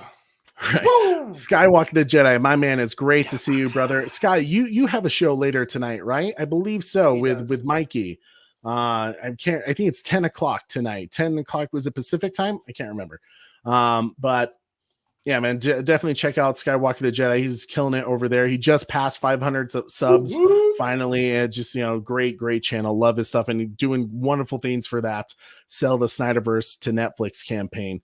Now, Corey, let's go ahead. I feel like we've said everything. I mean, unless if you want to add something about Ben Affleck talking about James Gunn. Is there anything? I think I said everything that I needed to say. The fact I think that we Ben did Affleck too. is outie on him is a reason that should cause concern for not just us as fans, but David Zaslav and everybody who runs WBD. Yeah. I would be pissed off if I had money or was on the board of WBD. Corey, when you have a moment, can you pull up on Twitter, go to Zack Snyder's account, and let's pull up that full circle video that he released? Because that's what we're going to talk about next, guys. Of course, it's amazing how powerful Zack Snyder is, and you can't really deny it. Whether you think his community is toxic and it always bugs me when people just label the entire community toxic, because clearly not everyone is. It's a few bad apples that did things that probably Zack didn't even appreciate. But that being said, the majority of the community who raised $750,000 for AFSP, and honestly, it's probably $800,000 now. These people are good people. I mean, the community that we've helped build here at the Bat Channel and over at people at Sill Nation and the Cool Table family and Geekosity, the Mikeyverse, all these people who are a part of this thing, right? Like just a great community who actually care and like good friends, like people all around the world who have never met in person are good friends. And we call each other up sometimes to see how we're doing. That's the true community here. And leave it to Zack Snyder, right, to come out with something that completely takes over the internet. Check back chat to you, Trey. Oh, thank you. Sky, yes, in just a moment. We're going to get through this next piece, and then I'm going to open up the panel in probably about 10-15 minutes. But yes, Sky, we'll definitely bring you in. I appreciate it, brother. So Zack Snyder posted this yesterday on March 15th. With hashtag full circle. And of course, everyone was like, well, what is it? Is it Rebel Moon? Are we finally getting something for Rebel Moon? And it caught us all by surprise. I remember watching it. I just woke up, getting ready for work. My wife just got out of the shower. And I ran over to her and was like, babe, what, do you hear what's in the background? Like, what is being said? And I want to get everyone's opinion on it and get your takes. But Corey, let's go ahead and pull up that video that Zack Snyder released. That Corey, how many views does it say on Twitter right now? 3.1 million views. 3.1 million views in a day. A little more than Zack Snyder for you. Destroys the internet every time he posts something cryptic. Imagine that level of hype. When James Gunn, I don't even think, and I'm going to be honest with you guys, when the DCU was announced, phase 1, chapter 1, God and Monsters, I don't think it hit 3.1 that fast. Bro, they had to pay for views. I'm just saying, it's the hype is not there with the future of DC. And they honestly killed it once the films this year for DC are kind of destroyed because they announced a reboot. That's just the truth. Black Adam was going to fail because of a reboot that was coming with James Gunn. And the distrust that they've created with DC fans with how they treated their characters. Shazam, Fury of the Gods, they're talking about it'll be lucky to hit 25 million for a superhero film. Yikes! That's my opinion, Costello's way. I don't have any facts to back that up. I just noticed. I was going to ask you, is like, you knew they paid? I was like, all I noticed. The only reason I say that is because. Are you just saying because you saw paid Well, they had that, but they also had more likes than they had views and oh, I see what you're saying. Yeah, there was some weird things going on. There were some weird things. It could be YouTube analytics, but. Jokingly, because I've seen. I say they paid. So fair. Okay. Yeah. So now that we know we've Yeah. What fact checked Corey there. Yeah. Let's go ahead. Let's play this full circle tweet from yesterday that Zach released, and let's get your guys' thoughts on it. Corey, make sure the volume is up so everyone can hear it. Yep. And here we go, guys.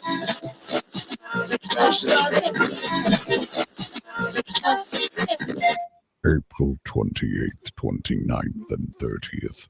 Save the date. Is that really? Oh, baby, there's only one person. And Zach, Great Porter, we know, April 28th, 29th, is and working 30th. on Rebel Moon. He did work on Rebel Moon. He was on set. Dude, you're freaking right, man. This is actually my first time listening to it loud. I wanted to. When I first saw it, I couldn't really hear it. I was watching it, but you're like, do you get that? What you're about to tell everybody? Okay. It's fantastic. So I'm gonna mute it now, but I'm gonna let you. So first off, I'm curious in the chat if you could tell me what the lyrics of the music are in the background, because the words I make out are "Don't stop." Corey, when you listen to that, is that what you get as well? Dude, the second you say that, now that I hear it, I just hear "Don't stop." Yeah, and maybe it's like one of those. You hear what you want to hear? Yeah, what's that? Green turtle, or don't think zebras and you'll get zebras. Well, you know what I'm talking about. How everybody has those themes nowadays, where it's if you read Green Turtle, it says Green Turtle. If you read Orange Banana, the theme says Orange Banana in your head. But I'm curious to hear what people heard before Trey said that. Did you hear "Don't Stop" as well? Put in the chat what you play again. LOL is what the cosplay is in. Let me turn it back up again. Save the date.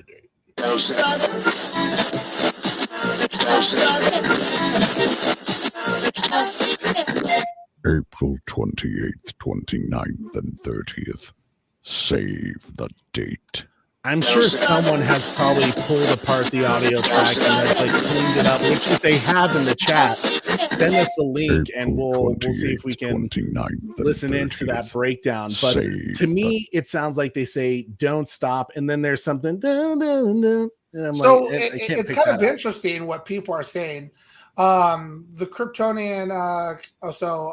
First, let's go up here. And shout out to EA. EA showed up. Let's read this real quick. So EA, welcome EA. Good to have you here. Says just watch Shazam 2 and damn, the tears in my eyes. The plot, the themes, the characters, the dynamics, the drama, the lore, the emotional moments. Everything was garbage from beginning. That is not where I was expecting that to go. I was thinking this is a great review. Oh man, that's great. Oh my God. Bravo. Oh man. This is disappointed.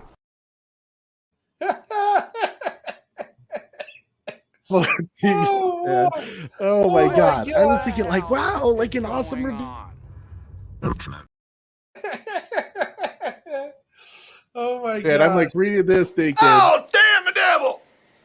Damn the devil to hell. Oh, shoot. I'm over here Hey, I'm not surprised. Oh my God, that was fantastic. EA, man. Thanks for the good laugh, brother. Holy shit. Okay, so Beyond the Night says, I hear "Don't Stop" as well. Okay. Charles Austin says, yo, it sounds like Darkseid is coming. The cosplaying Kryptonian says it's all coming back. Then let's see. Orko's Clock Tower says, don't stop and give up, baby. Brandon Emery says it's coming back to me. So some people are saying it's coming back to me. Don't stop. Phrase of yeah, I'm sorry. Phrase of circular turn to a past position or situation, especially in a way considered to be inevitable. Huh. Don't Stop as well. Don't Stop from Sin Havoc. Everybody's laughing at what EA said, but man, I tell you, I can kind of hear hope when people said that.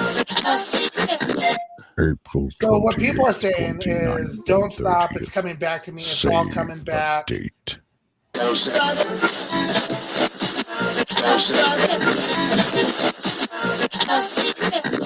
April 28th, 29th, and 30th.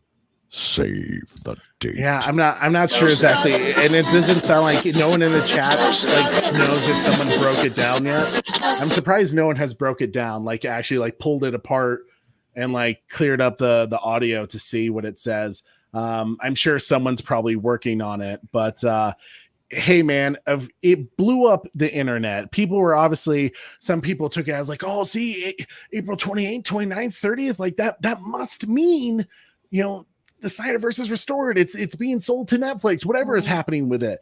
And some people took that as like, well, clearly there's some people who are kind of looped in onto what's going on, because a day before this, I actually saw someone tweet at me and said, why is there so many Darkseid like pictures going on Twitter right now? Like, why is Darkseid trending?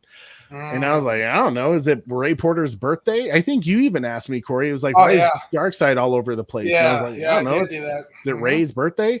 And then this thing came out, and clearly Zack, the king of advertising, right? Because that's what Zack used to do. He used to direct TV ads, commercials. He did the famous commercial with Michael Jordan back in the early, I think it was early 2000s or late 90s that Zack did that.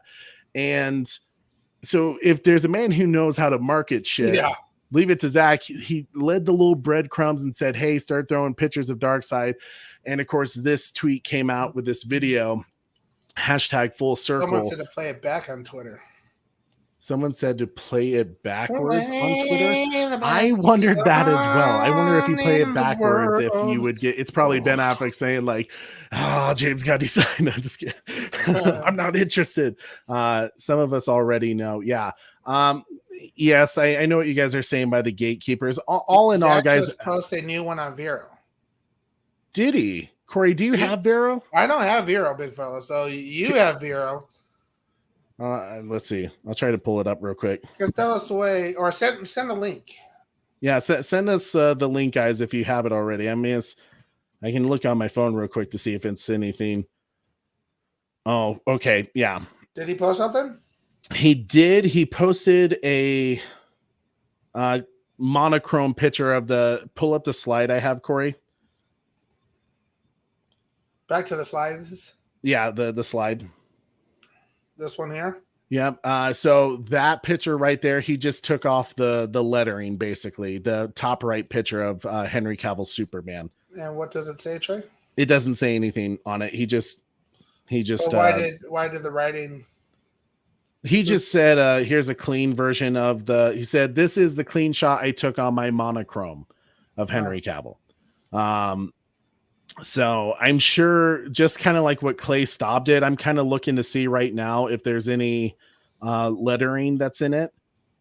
Like kind of like what Clay Staub did on his Twitter with a lot of his posts with the hashtag restore the Snyderverse. And currently I'm not seeing anything. Shout out to Neo Sevens real quick. Yeah, thank you for doing that, Marcus. Much appreciated. Yeah, there it is right there. You know, Zach, there's what? Man, this man has dropped hints forever, bro. He always be dropping the mad hints. Oh yeah. This doesn't mean anything. He's not interested, bro. Nothing to see here, folks. Well, I love someone earlier posted like, leave it to Zack Snyder to post a DC picture, you know, to keep himself relevant. And I was just like, really?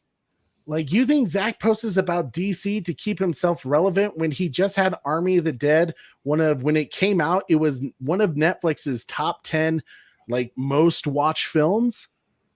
You think he needs DC and the amount of hype that is surrounding Rebel Moon? Get out of here. Yeah, I believe James Gunn posts about Marvel every now and then. Right? Like basically, this is what I'm trying to say. Anyone who says Zach needs DC to, stay relevant. Stop it. Get some help.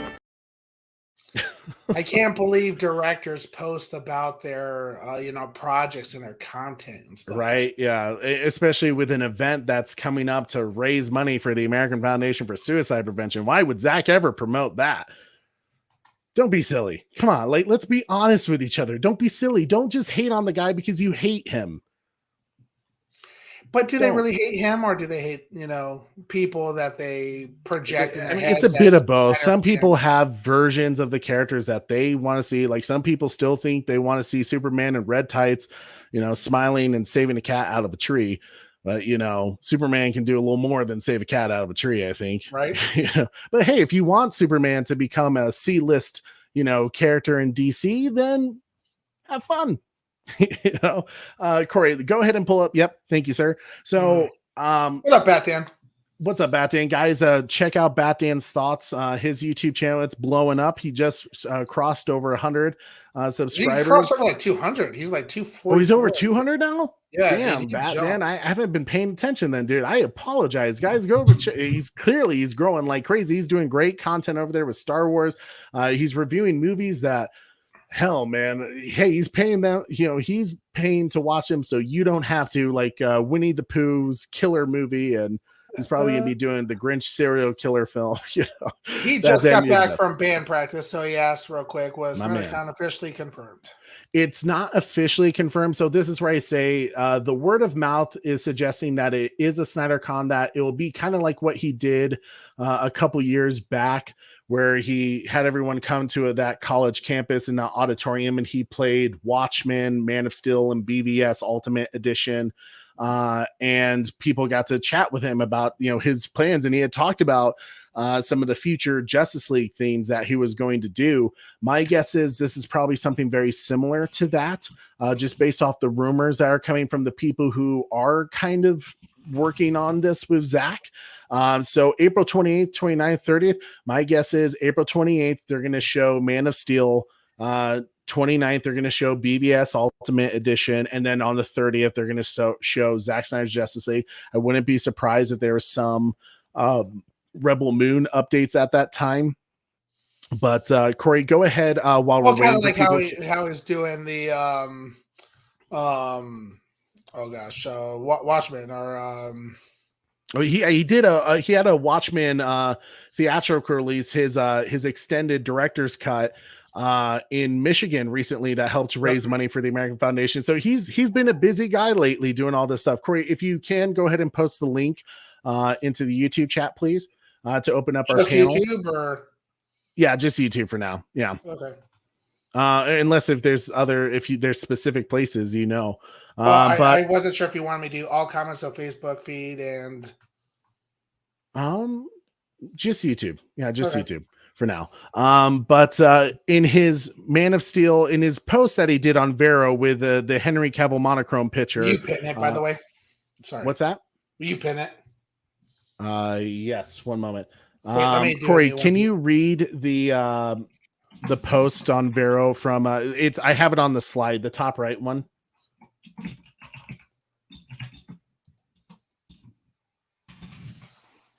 Okay, what did you say? Never mind, I'll do it. I did do a different one. Yeah, go ahead, pull it up. Yep. Okay.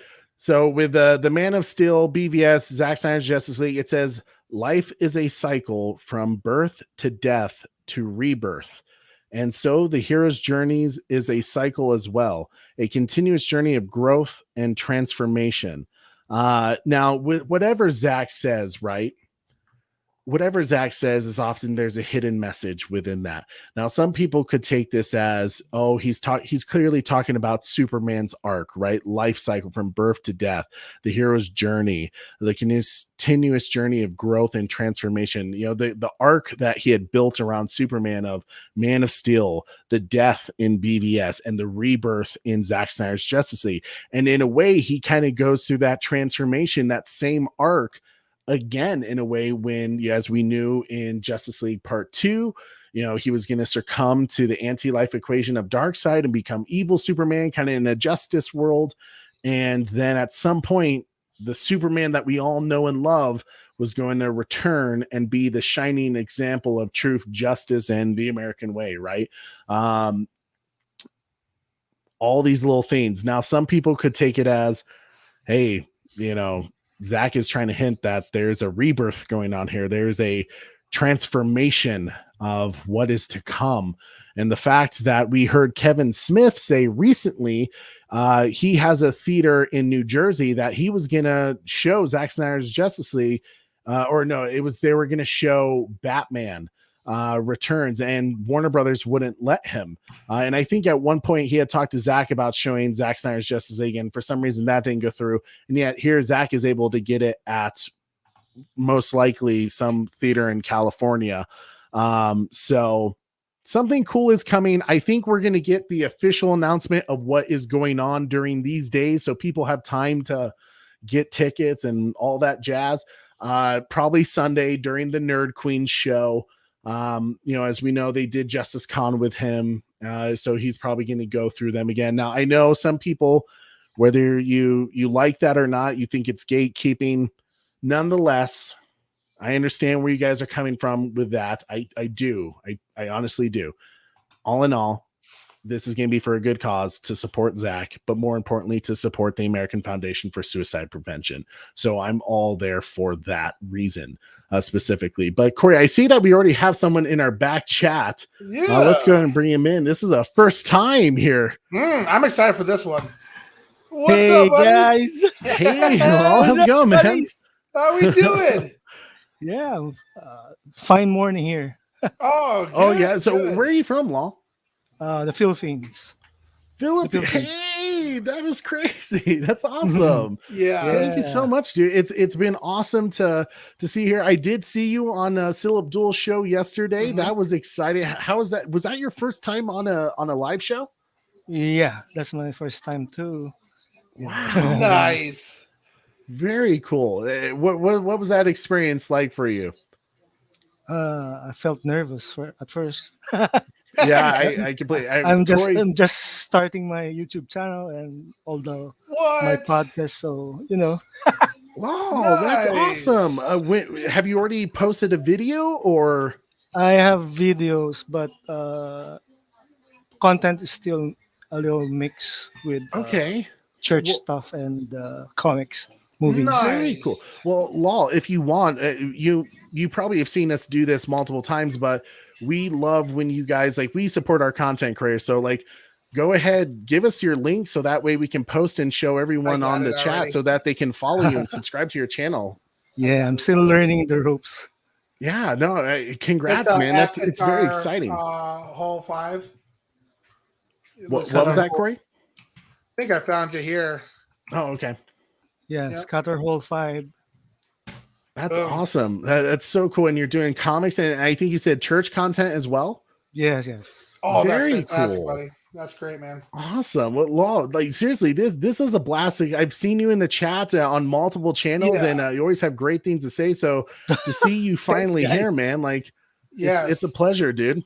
absolutely, and seeing you on Twitter and everything like that as well. So it's I've seen your voice out there. You're definitely a name that I look for when I'm doing stuff. So I'm glad to see that you're getting more active on your channel. So Yeah. Thanks, guys. yeah, that's fantastic. I see one more person in the back, Corey, one of my good friends, Phil Costello. My man, how's it going, Phil? Oh, Hey, you might buddy, be how on you mute, been? buddy. Is he talking or? Okay, can we hear you, Phil? Oh, yep. No, we can't hear you. I think it might be on mute, possibly. Phil's you're growing in the facial hair, my man. The mustache is looking Yeah. good. I dig it. Oh, no, still mute. Yeah, or still, yeah, I'm not sure if it's. He's getting his setup down too, guys. Phil has a really cool channel where he talks about different things. I don't know if he's posted a video recently, but some things I really, really appreciated on his channel. Trey? I think I'll see if I can find it, but if not, Phil can try it again. Phil. Damn. Oh, Oh, Okay. yeah, there we go. All right, now we're good. Hi guys. Hi, Hey, guys. Phil, how's it Hi, going, Phil. brother? I'm good. How you guys doing? great, man. Doing good, man. Today's been a great day. It's been a with all the news. wonderful. It's been a wonderful day of news. Right. I It's been completely great. agree. Great day for news. Let's get your guys' thoughts about everything that has happened the last 2 days. Before we Zack jump Snyder's. Too Oh, sorry, far go in, ahead. we got another guest as well, and he's been on this channel. Disturbance of the Force, one may say. So we'll bring him in. I'm just going to keep bringing people in as they filter in and everything like that as well. So What's up, Sky? How you doing, brother? Hey, Sky. Skywalker. How are all you guys doing? Much love to everybody in the chat and on the panel. What's Hey. up, back channel? I'm back. I love you guys. Yo, great energy over here always, and you guys have been doing an awesome job of keeping the conversation going. Oh man, thank you for that, Sky. And man, you've been killing it as well. All the great content you'd been doing on the night shift with Mikey Sutton, and just keeping the fight alive. And it's always, it makes me laugh when people argue about like, why can't you guys just move on? Why can't you just let this go? And yet here you have Zack doing things, to kind of keep the fire alive with it. You keep hearing DC selling their content to other streaming services like the Matt Reeves produced and Bruce Timm produced Batman show that Amazon bought it for 2 seasons. Like that's pretty big news. That's an A-list character that they just streamed out. Yeah, I mean, there's been movement like almost on all fronts, right? And all of it has been pointing towards hashtag sales ZSJL to Netflix, hashtag sales Snyderverse to Netflix being successful. I mean, there's been nothing that has happened that shows us that we should be slowing down by any stretch of the imagination. And as a matter of fact, Zack and Darkseid just told us don't stop. You know what I'm saying? Like, so, I'm Zacktivated to the maximum. I am loving all this momentum going into trending day, and I'm really expecting Saturday to be huge, yo. Like, I mean, with all this stuff going on, I think that the people are really galvanized right now. I agree, and Saturday is going to be just a huge day and just one of great importance because we have all these people. I know Batman's kind of coming in and out. Let's kind of get the panel's thoughts on everything that's happened the last 2 days. We'll start with Phil and then Law and then Skywalker.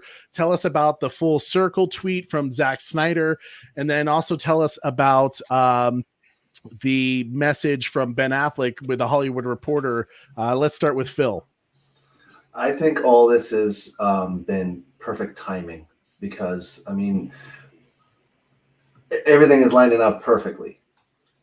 Like we're about to have the 2nd anniversary for Zack Snyder's Justice League, and now all this is starting to happen. You know, it's piling up. So these are all good signs, and I don't think it's all been done lightly. I think I could be wrong, but I'm guessing Zack could have been talking to Ben, on the backside. Hey, you know what? This might be happening, this and that, and that. Who knows? Because, I mean, if we're making all this much noise, and if they do try to get the rights to do Justice League, maybe he's going to also try and get his script also back. That way Ben can do it with no strings this time. Nobody interfering and a tone or nothing. No, Ben, here's your script. Go in and do your thing. And then we wrap it up with Justice League. So that would be the ideal situation, but we don't know. We do not know. But I love the fact that and here's the thing, like I said earlier, Ben has been in the game for so long. That's why he doesn't like to be in the spotlight anymore. He already went through all that shit.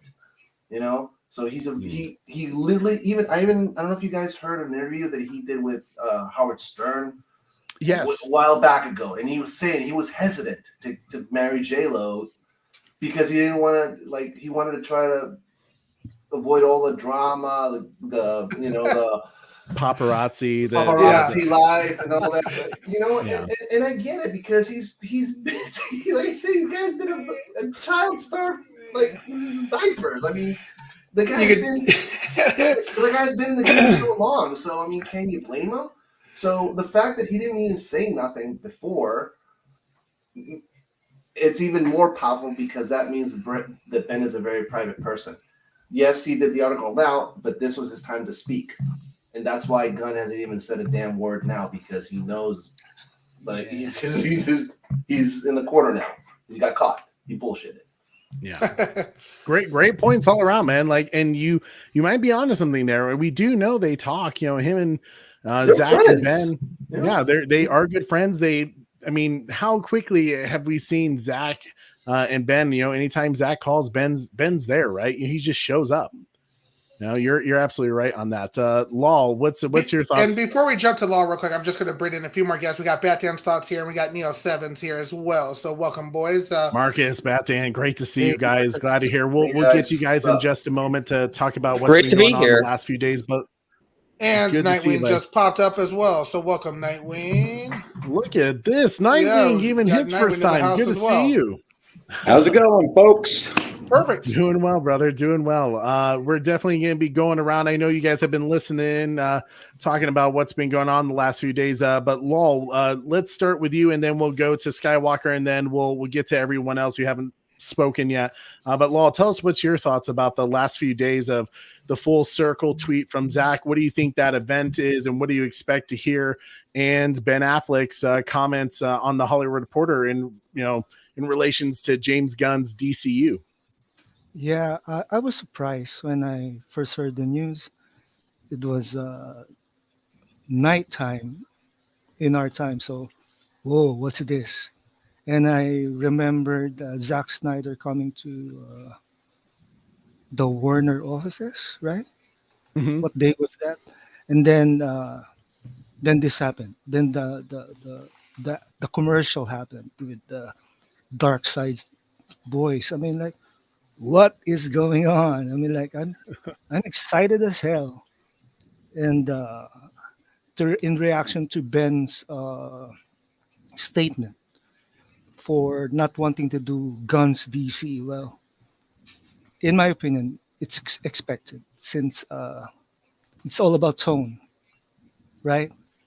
The tone is important to this to an actor like in Ben's caliber. Yeah, that's it.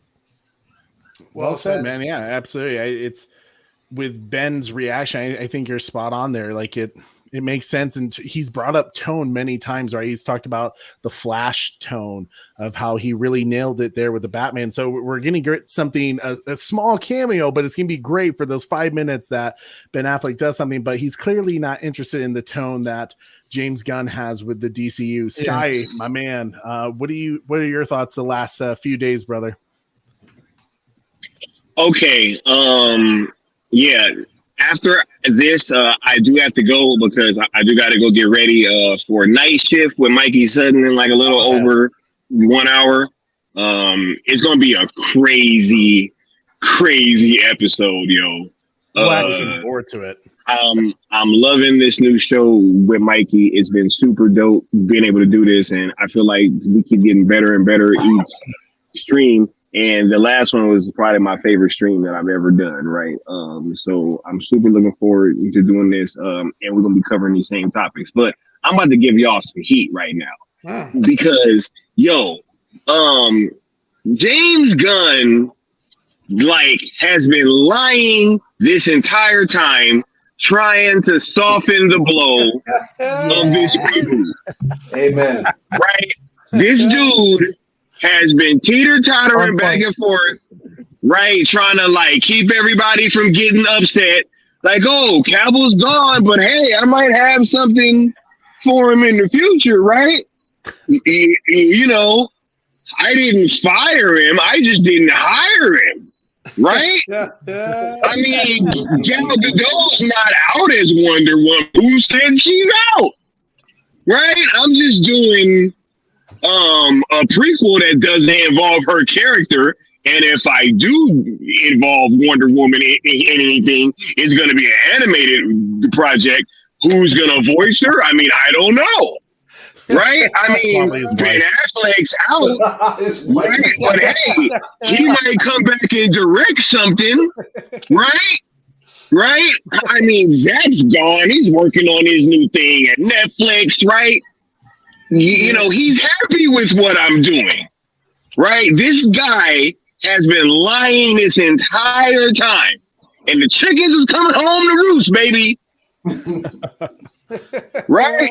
So now we are at a point where Zack has pretty much confirmed, like, hey, bruh, I ain't done with DC. Right? Ben Affleck had to come out and say publicly, I ain't directing nothing at WBD. Right? Henry Cavill chucked up the deuces a while ago. He was like, bro, I'm done. I'm doing Warhammer. Right? So everything that is happening right now, it has only been organic. Right? Everything leading up to this second trending day, right? That has only emboldened us, right? It's only galvanized more people. It's only been proving that this thing can be a possibility, right? We know Zack is interested, right? I mean, what? Do we think that he's doing this because he doesn't want to talk about DC? Right? Coincidence? I think not. Right? So, now we got James Gunn coming out trying to defend his wife's casting in these roles, but he ain't talking about what Ben Affleck said, though. Right? He be so quick to debunk stuff. Right? He can't debunk. Is Ben Affleck lying, James? Right? So look, yo, everybody should feel great, right? I am feeling fantastic leading into Saturday, yo. We is gonna turn up. Me and Mikey about to turn up in about 1 hour, right? I mean, I'm turning up with the Trinity we turning up all weekend. Yo, this is gonna be a celebration of Zack Snyder, right? Hopefully, yo, and SnyderCon. Oh, don't even get me started. Right? We will be well represented at SnyderCon. 100%. Best believe that. Nice. Right? So, yo, we are feeling fantastic about everything right now involving Zack Snyder. So I just wanted to let you guys know that. Thank y'all for letting me come on this platform, yo. I always relish the opportunity to be able to engage with you guys. You guys have dope energy. It is no secret anymore. There will be an article on Ink 19. Be on the lookout for that pretty soon. Right? I thought you were gonna drop a day. And I mean, what you know what? I'm at the Bat Channel. It's dropping Saturday. Wow! It's dropping Saturday. Y'all thought it was a game? And a little birdie told me it just might be a bigger one that I might be doing next week. So man, we hungry. Oh boy, 100%. So trending day, we lit Saturday. I can't wait, man. Sky, thank you so much for being a leader in this community and for really, giving people hope that is reasonable. And not only that, it's so possible. It's more than possible. Right now, it's probable.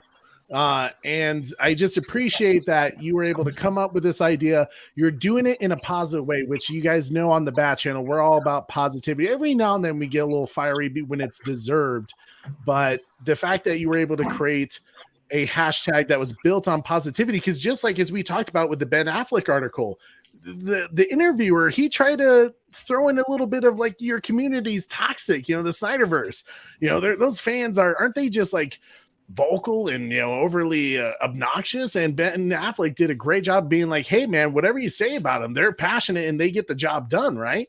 And I just appreciate what you've done, Sky. Thank you so much, man. Oh yeah, look, man, and y'all over at the Bad Channel, I want you guys especially to be on the lookout on Saturday for this article, because I think that everybody should really. I think you guys are gonna enjoy it, Joe. I think you guys are gonna enjoy it. I think that the fandom is gonna enjoy it. I let the cool table hear it. They enjoyed it. It's gonna be massive. It's gonna be massive. So be prepared for glory come Saturday. Love you guys, yo. Love you too, Sky, man. Thanks for joining us, guys. Go check out Sky's show later on tonight at the Night Shift with Mikey Sun. Links in the chat for you guys to subscribe to his channel. Definitely check it out. Some bombs coming up, especially for this weekend with Skywalker the Jedi. Sky, thank you so much, brother, as always. Oh yeah, hey, much love to the whole panel. Shout out to Trey and shout out to Super Bro Corey. You know what I'm saying? Hashtag my favorite Hamsmith. Hey, no, I love all y'all, man. I love all y'all, man. Hey, I know it pumps you up, Corey. That's why I say it. Yep. Right? I love to hear it. Hey, it's the firstborn thing. I get it. Is that? Hey, 100%. 100%. All right, you guys. I'll talk to you later, brother. Let's go to the Nightwing, my man. First off, he is great for this first time being on our show. It was wonderful seeing you all in the chat. Nightwing, I know you have your own YouTube channel. So guys, if you haven't checked out the Nightwing, please subscribe to his channel. Help get some subscribers, and check out his channel to see all the content that he's doing. Nightwing, what's your thoughts about everything that's going on? What's your thoughts about the full circle tweet from Zack Snyder and the interview that Ben Affleck did with the Hollywood Reporter? What's your thoughts? I think the stars are aligning for the Zack Snyder Justice League universe.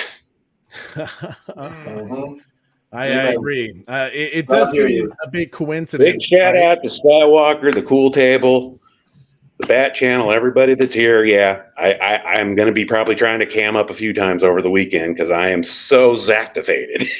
Yeah, that's awesome, man. Nightwing, can you give people a little bit of an idea of what you do on your channel for those who don't know? Well, right now, I'm just doing gaming videos. I've got a couple of Batman Arkham Asylum streams that are on there. I have some Fozzie music videos. I'm still kind of fumbling my way through everything because this is just kind of a whole new thing for me, but I'm having fun doing it. Hey man, that's all that matters, just to have a good time, doing the things that you love. And people love that. They just love to see that passion and, to find something that they enjoy along with you. And that's just awesome. And plus the Arkham games, come on. Now, are you excited for the Suicide Squad Kills the Justice League? Yeah, I'm not sure what to think of it yet, but hey, yeah, I'll see first. I really don't have I don't have the cash to go run out and buy a game all the time. Right. Hey, I hear you there, right? Everything's so expensive nowadays. But hey, when I heard Kevin Conroy's It's Gonna Be His Last Time as Batman, I was like, I watched the video and I almost wished I recorded it. But then again, it was kind of a real moment. I teared up. I was like so emotional when I heard his voice again. I was like, damn, man, Kevin Conroy. The GOAT. Yeah, he was our Batman up behind the scenes. Absolutely. Yeah. And that's another reason why I've been playing the Arkham games. I'm paying tribute to the man. Hell yeah. Nice. Hell yeah. I've been playing them a bit too, just because and hearing his voice even during those games, I get choked up now a little bit playing it. It's just like, damn you beautiful bastard. Yeah. So guys, if you haven't already, go subscribe to Nightwing's channel so that way you can watch all of his gaming streams that are coming up and future content he's about to do. Now, my Batdan's thoughts. Bro, the show we did maybe it was a month ago now, where we talked about Ben Affleck and actually this situation of James Gunn wanting him. I keep saying it, brother. It aged like a fine wine. You and I, and you even made a comment before we recorded. You're like, I'm worried that if we don't tell people like the date we recorded this, James Gunn's going to come out with something that completely debunks us. And instead, our video just kind of, it just got more and more true and factual. What's your thoughts about the full circle tweet that Zach did yesterday and Ben Affleck's Hollywood Reporter, interview? Batman, can you hear us? Oh, sorry, internet cut out. I think the Ben Affleck interview, I think this is a huge deal because a lot of people, I think, are overlooking this.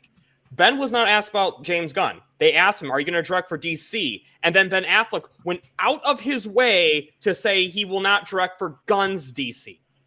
Why would he go out of his way to specify Gunn if he was not interested, if he just wasn't interested in DC at all? Like, this was a huge deal. And the fact that he went out of his way to praise Zack Snyder, even mentioning how Zack Snyder, he called it his highest career movie. Again, this is a really great sign for Ben Affleck to return for Zack Snyder, because I argue Ben Affleck is loyal to Zack Snyder.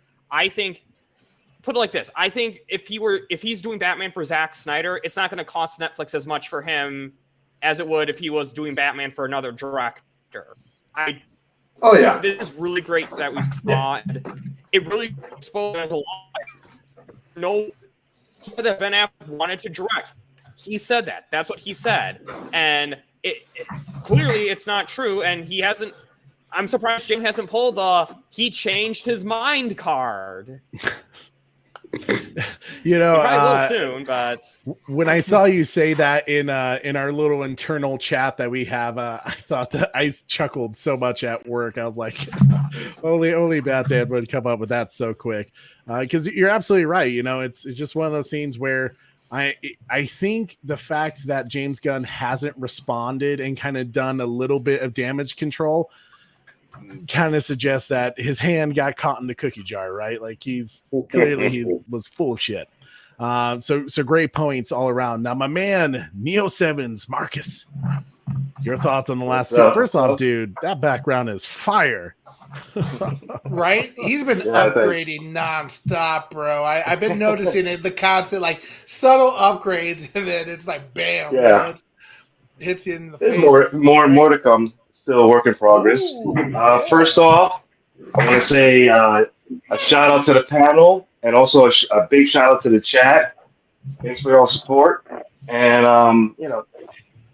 as far as the gun stuff, boy, do we have problems up here. I mean, listen. Those of us that have basically kept our eye on Gunn because he just been moving funny. This is not a surprise. This is not a surprise at all. I remember way back when he got announced. I was like, you know what? Let's give this guy a chance to see, maybe he'll do something good or whatever. We have to wait and see. And then along the way, since that time, he's just been showing his true colors. He's he gaslights, he snakes his little opinions and stuff into random conversations with random people on Twitter. And you look at like tonight, like a little over an hour ago.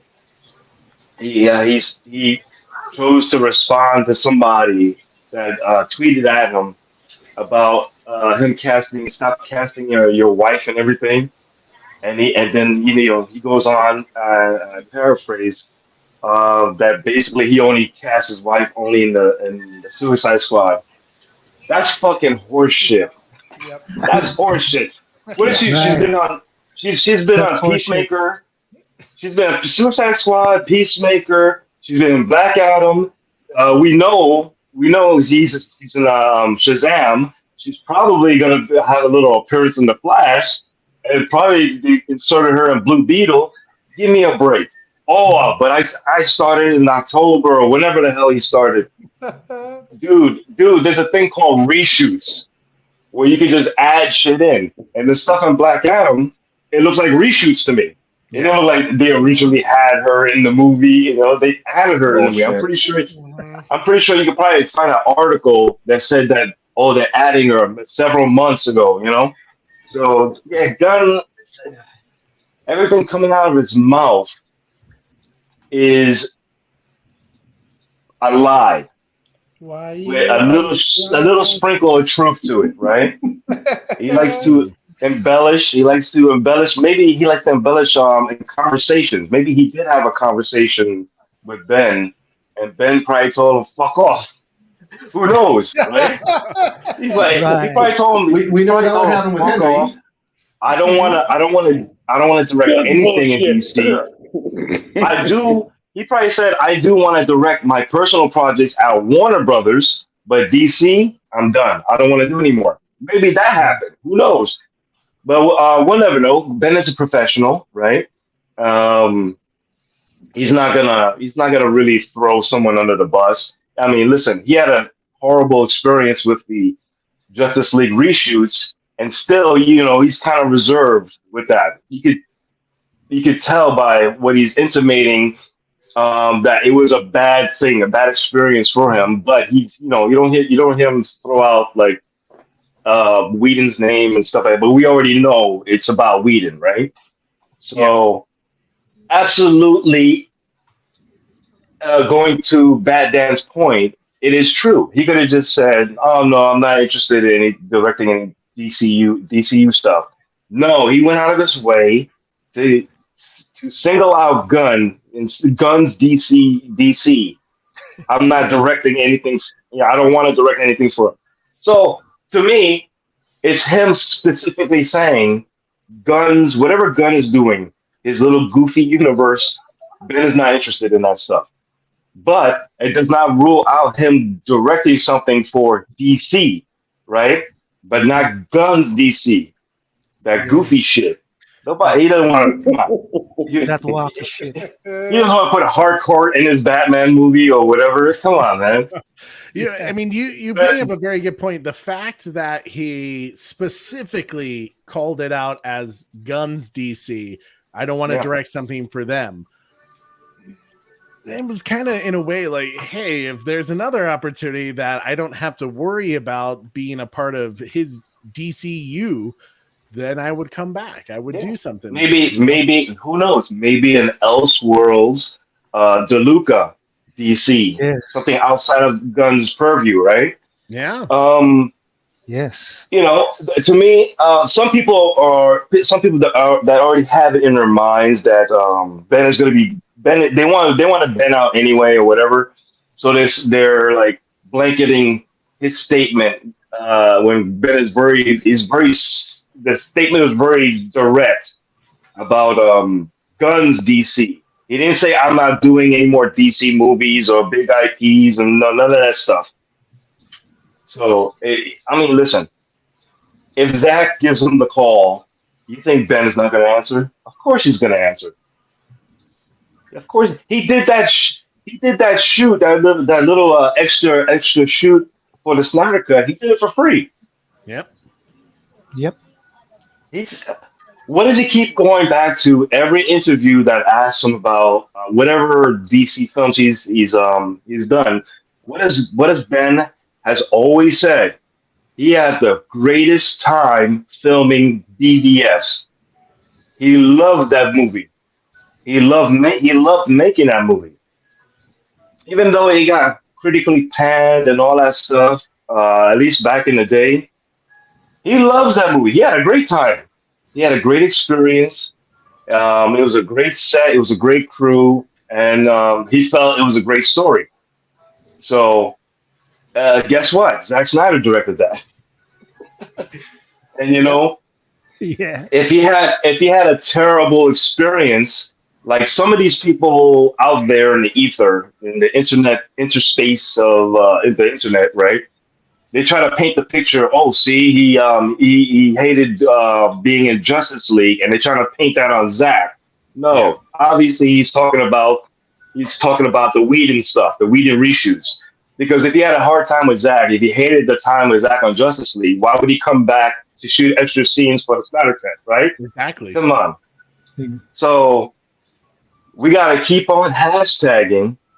Yeah. Sell ZSJL to Netflix, sell Snyderverse to Netflix, because it's very effective, and it has Gunn very nervous. It has Gunn very nervous, and it's grabbing the attention of a lot of people that need to pay attention to that, and it's drawing up the interest that the movement needs.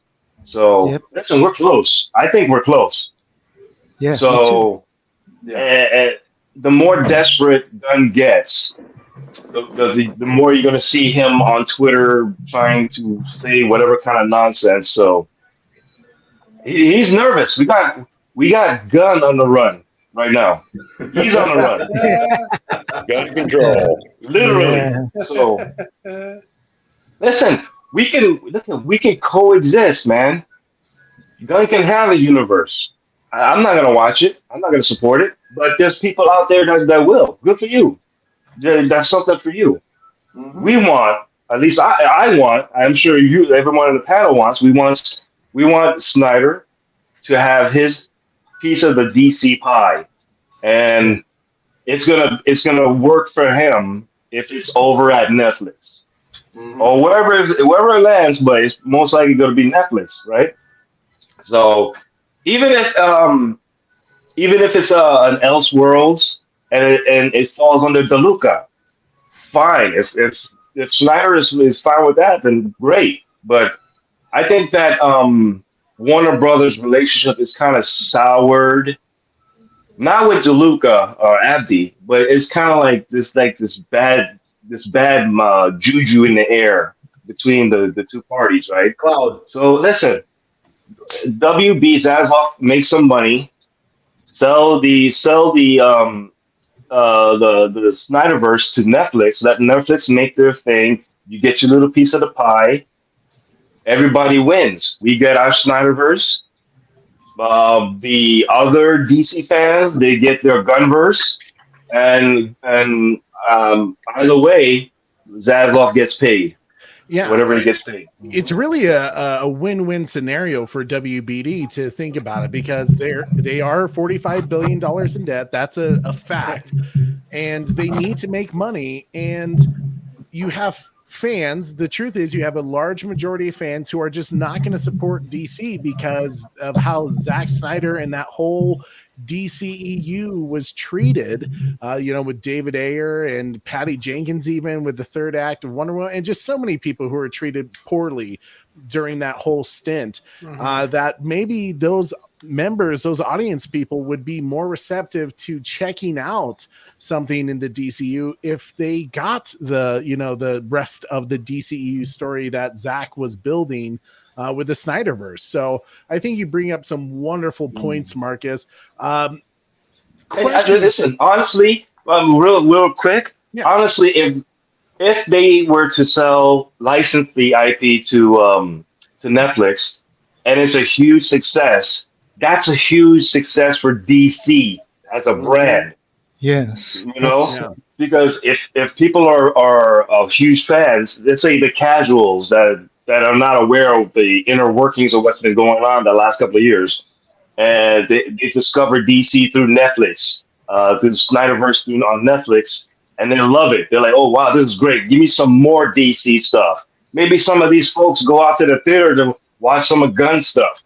Who knows? But it's a win-win-win situation for all parties involved. The only thing bruised is maybe Gunn's ego. Yeah, right. He doesn't like the competition. Yeah. If you feel confident in your work, in your product, you're not even worried about the competition. There you go. Exactly. And as Batman and I had talked about on his show when I joined him, really he has he can't even use ego as an excuse to David Zaslav, because he's having his own DCU Batman with Batman Brave and the Bold. But Matt Reeves is going to continue as a completely separate thing that James Gunn doesn't really get a say over, in terms of the storytelling, because it doesn't affect his universe. So what happens, and this is going to happen when the Batman 2 comes out, people are going to compare that box office and the critic score and the audience score versus what happens with Batman Brave and the Bold. So he's going to have the pressure of that anyways, because that's his universe. He has to deliver on that. And imagine if a Batman film, kind of like what the Batman film did, it did good in the box office, but all things considering, it didn't do what people would expect from just Batman. And will the Batman Brave and the Bold do that? Who knows, but they're going to be compared. So ego aside, is people going to consider, Matt Reeves' Batman far superior than Batman Brave and the Bold's DCU James Gunn Batman? That's gonna come into question. Absolutely.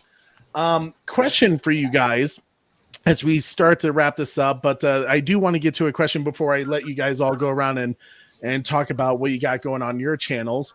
But this supposed SnyderCon that's coming up, we're going to get the official announcement on Sunday with the nerd queens who are having an interview with Zack, who have done things with him with Justice Con. Do you guys have any expectations from this April event with SnyderCon, with these watch parties? Do you think maybe they're going to do like the watch parties on Vero for us to be a part of it? Or is it just going to be, buy tickets to be physically their event? What's your expectations for the SnyderCon? And do you think he might give us a hint either at Rebel Moon or the Snyderverse on Netflix? Let's start with the Nightwing, then Law, and then Marcus and Phil. Well, let's see. Mikey dropped a pretty big bomb last night. We're getting the emerald cut. Awesome. At the SnyderCon event? Yeah. That's what he's implying. So, and we all know Mikey's usually right. It's very rare, right? It's like once in a blue moon. Mm-hmm. And if he is wrong, it's usually something that's minor and doesn't really matter. Nope. So you think Emerald Cut at the SnyderCon? Yeah. Do you think what I'm kind of hoping? Do you think we'll get any announcements about the Snyderverse on Netflix, or potentially a clip or trailer to Rebel Moon? The only person that would know that is Zack himself. Fair point. How about you, Law? What's your thoughts? The same. I think the Emerald Cut will be shown during SnyderCon, and somehow I think a Rebel Moon trailer is my expectation. Okay. And I guess another question I should ask as each person, so I'll ask you real quick, Nightwing and Law. If tickets go available, do you plan on trying to attend this event? Well, I may not be able to get there in person. I may not be able to get there in person, but I will be supporting it from my computer at home. Respect. Law, I know it'll probably be difficult for me all the way in the Philippines, but yeah. I'll be watching the streams. Okay. Yeah. Fair. How about you, Marcus? What's your thoughts and expectations about this supposed SnyderCon that's happening at the end of April? And do you, any expectations on announcements? And do you hope to attend? I'm keeping my expectations reserved. I think it's going to be the screenings, right? Mm-hmm. On each of the days. Some discussion, Q&A afterwards, and maybe some type of announcement. I don't think a Snyderverse like continuance type of announcement, because Zack is still under contract with Netflix until July, sometime in July. So I mean, listen, if anything, he's in his contract year, right? And it's negotiation time, and maybe this Snyderverse going to Netflix could be a part of those negotiations. Who knows, right?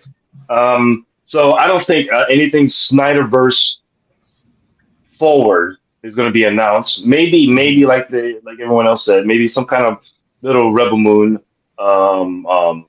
tease or something like that. And as far as the SnyderCon 2, SnyderCon the sequel, I will not be going because honestly, you give us a month to prepare for this when you could have told us a few months ago so we could book tickets for a flight out there. Yeah. Because I mean, what's going to be cheaper? A few months ahead of time to get tickets to go out to California, or a month? So you're going to be paying more money, regardless. Anyway, plus you got to take time off of work and do whatever you got to do, you know. And I'm pretty sure each day of the event is about $100 to reserve. So that's $300 right there. So I mean, listen, the thing is not going to be cheap. So I'll be watching it streaming. You know, I mean, they kind of like gave us no real choice for that, unless you're like in the California area. Yeah. Because I'm pretty sure it's going to be at the Art Center. And it's probably going to be like a fundraiser for the Art Center type of thing, just like the last time. So listen, I hope they have a new shirt. I'll order the shirt, you know, and I'll watch the live stream. Yeah, yeah, and honestly, and like I said, I'm keeping my expectations reserved. I expect them to show the movie, have a Q&A, and maybe like a little announcement for maybe some of Snyder's immediate projects. But as far as Snyderverse stuff with Netflix or Warner Brothers or whatever, I don't think any of that is going to be spoken because again, he's still under contract with Netflix. So yeah. I think you bring up some good points, and you're probably spot on, Marcus. And I 100% agree with you. I wish they would have announced this a little sooner so that we all could take time. Because I even looked at my wife like, "Oh God, could we make this happen if possible?" And she was like, "Babe, like we got a wedding to go to later on." Like, yeah, exactly. And it's like, damn it, you know, it'd be wonderful. We'll see though. Who knows what happens? And real quick, and speaking of kind of future projects and stuff like that, we're going to bring in another guest real quick. Leon of the New Geeks, he's in the house.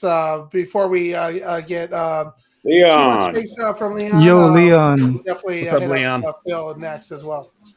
What's up, bro? What's good? What's good, panel? How's everybody doing? Doing good, brother. It's good to see you here. You and the cool table killing it lately, and some big things coming up for you guys this weekend. Network. Oh yeah, big for all of us. You know, the 18th means a lot, and I already know everybody's going to show up and show out.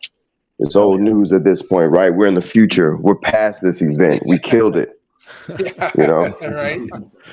I'm certainly looking forward to it, man. It's going to be a big day, and I can't wait to see the numbers you guys hit. Leon, we'll get to you in just a second to kind of get your overall thoughts about what's been going on the last few days, and then also to get kind of your expectations for the SnyderCon. But we'll go ahead and keep following the train with Phil here. What's your thoughts and expectations for the SnyderCon? I'm gonna try and go. Nice. I'm like I was because I'm in Boston, so I mean I was already checking the flights, maybe like $500, $600, something like that. That's not bad. But and I think Airbnb like around Pasadena, I don't know, maybe like 400 or something. It's between 400. So overall, like so basically it's gonna be like $1,000. I don't know if I'll be able to pull it off, but I mean, worst case scenario, like just fly in for the day and then fly back to Boston on the red eye and fucking just to see the Green Lantern cut.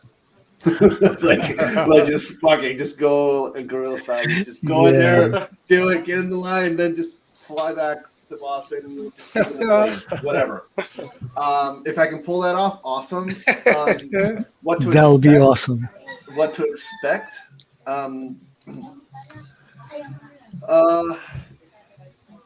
Yeah, like I mean, obviously he's gonna show off all his three movies, and yeah, probably tease some Rebel Moon, and yeah, I don't think, like he's not gonna announce anything for Snyderverse continuing, but this is the big but.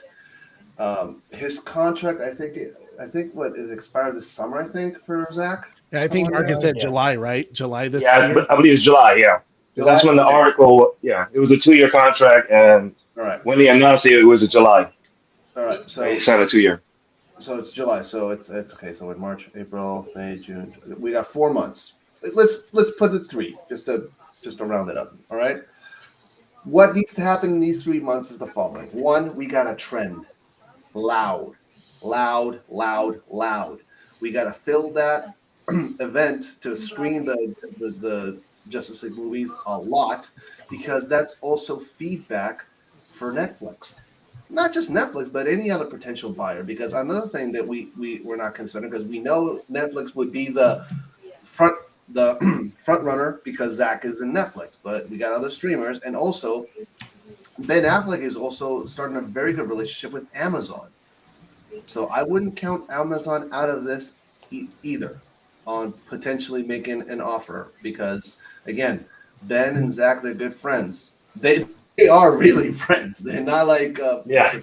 They're really friends, not like showbiz. You don't have to go 20 years back to find a picture with them too.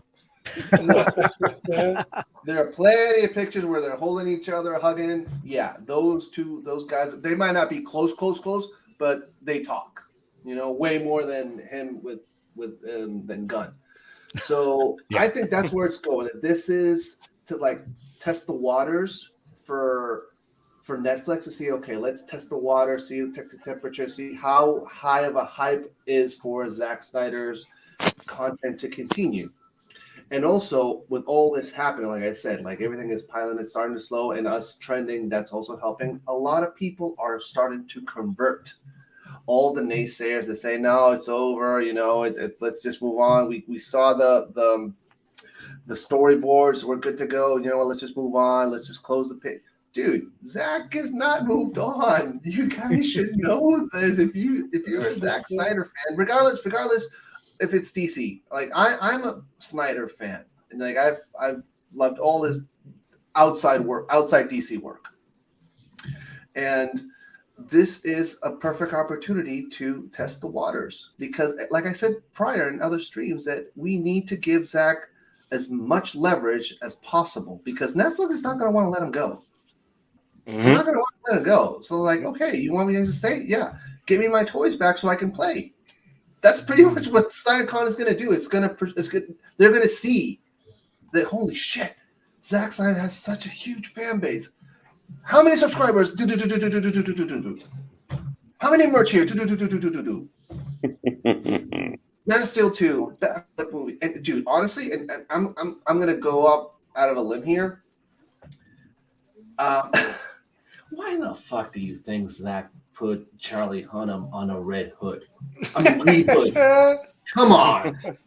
Yeah. Really? A green hood of all colors.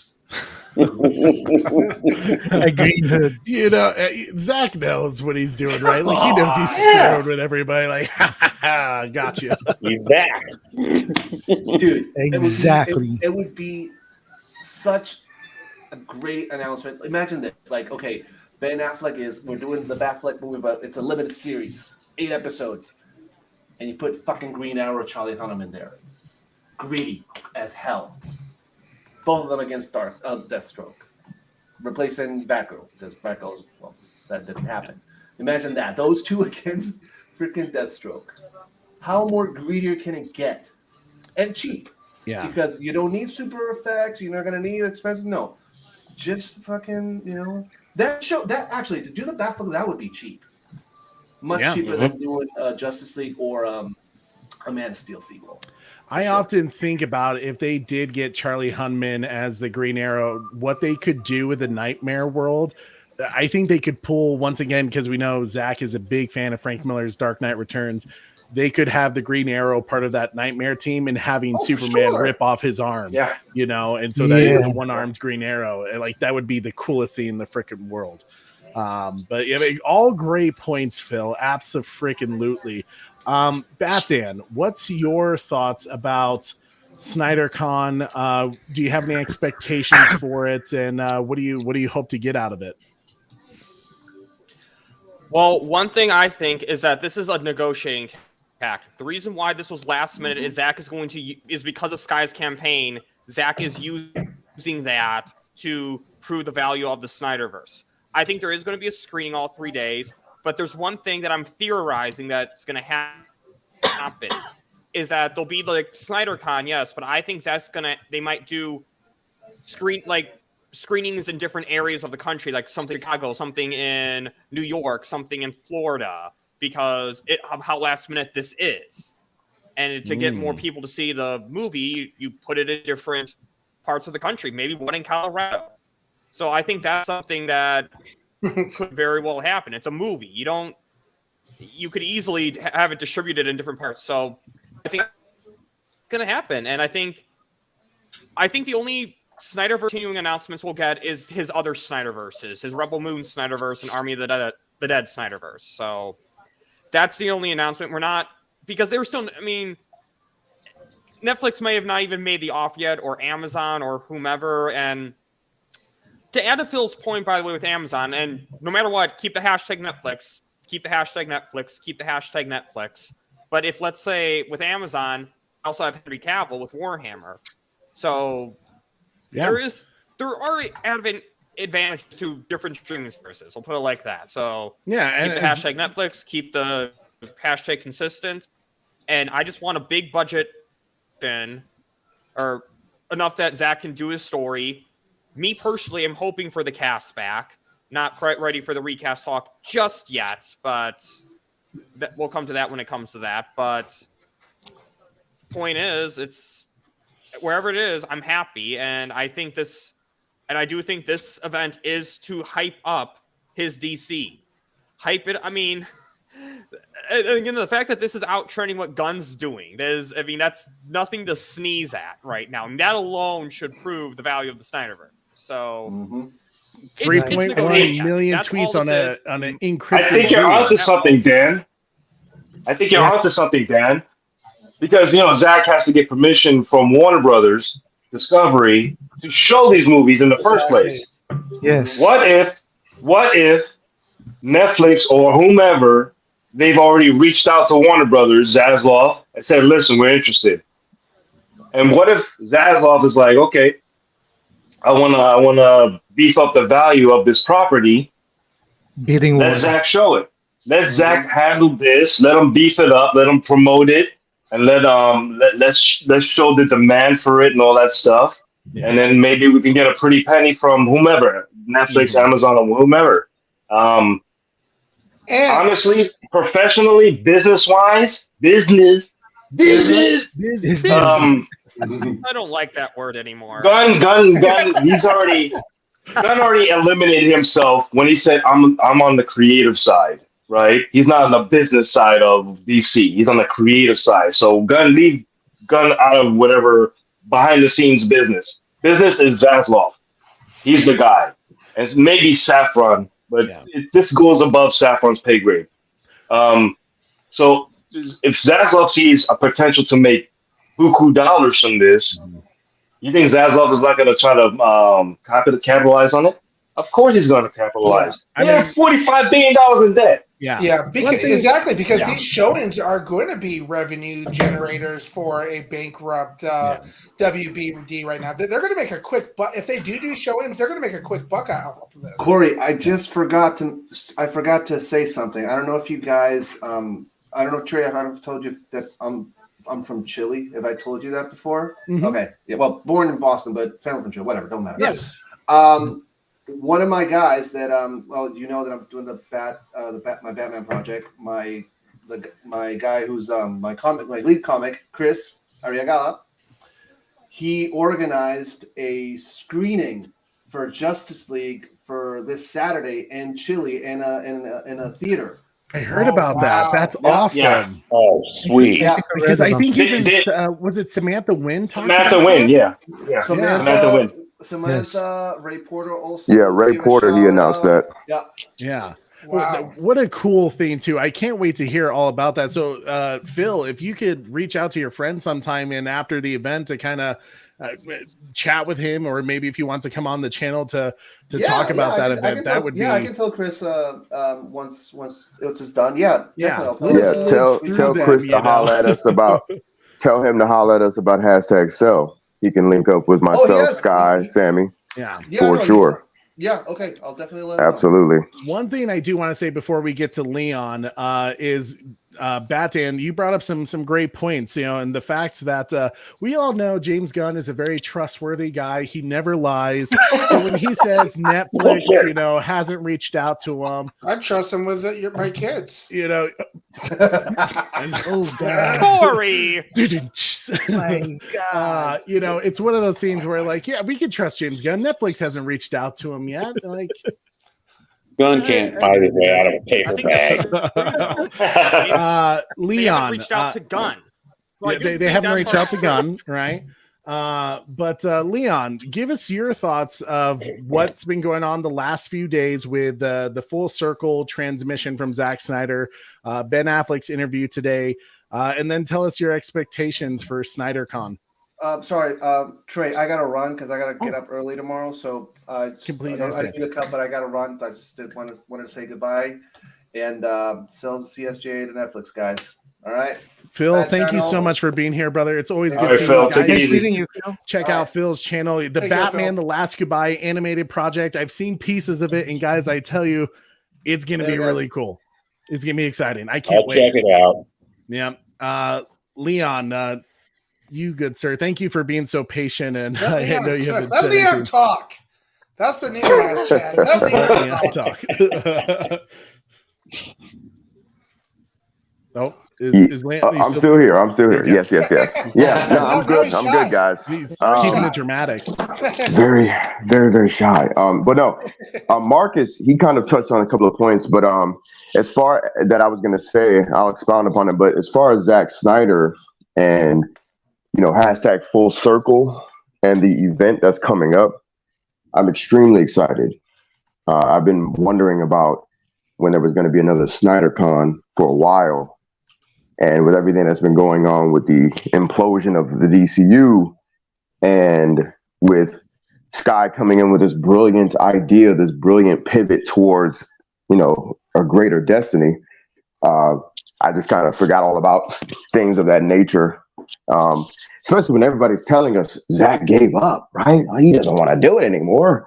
So Zack comes around and says, nah, not only do I like Sky's idea, I'm going to go ahead and how many? 9, 10? Was it 9?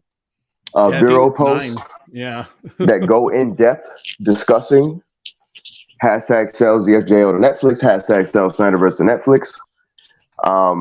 And the latest one that he liked was the latest campaign for trending that's coming up. And that is on March 18th. That's 3/18 of this month. This is this Saturday. Everybody be prepared and be ready to raise, I would say hell, but I think I'm a bit of a little churchy guy sometimes. Heaven's mighty. And evil needs to be thwarted. So let's thwart the evil of Pistol Pete and his little BS going on over there. That's about as toxic as I'll get in mentioning that, because I'll stay with the ROEs, right? But no, in all seriousness, let's everybody be prepared for 3/18. And I appreciate everything that everybody's been doing so far. It's been incredible.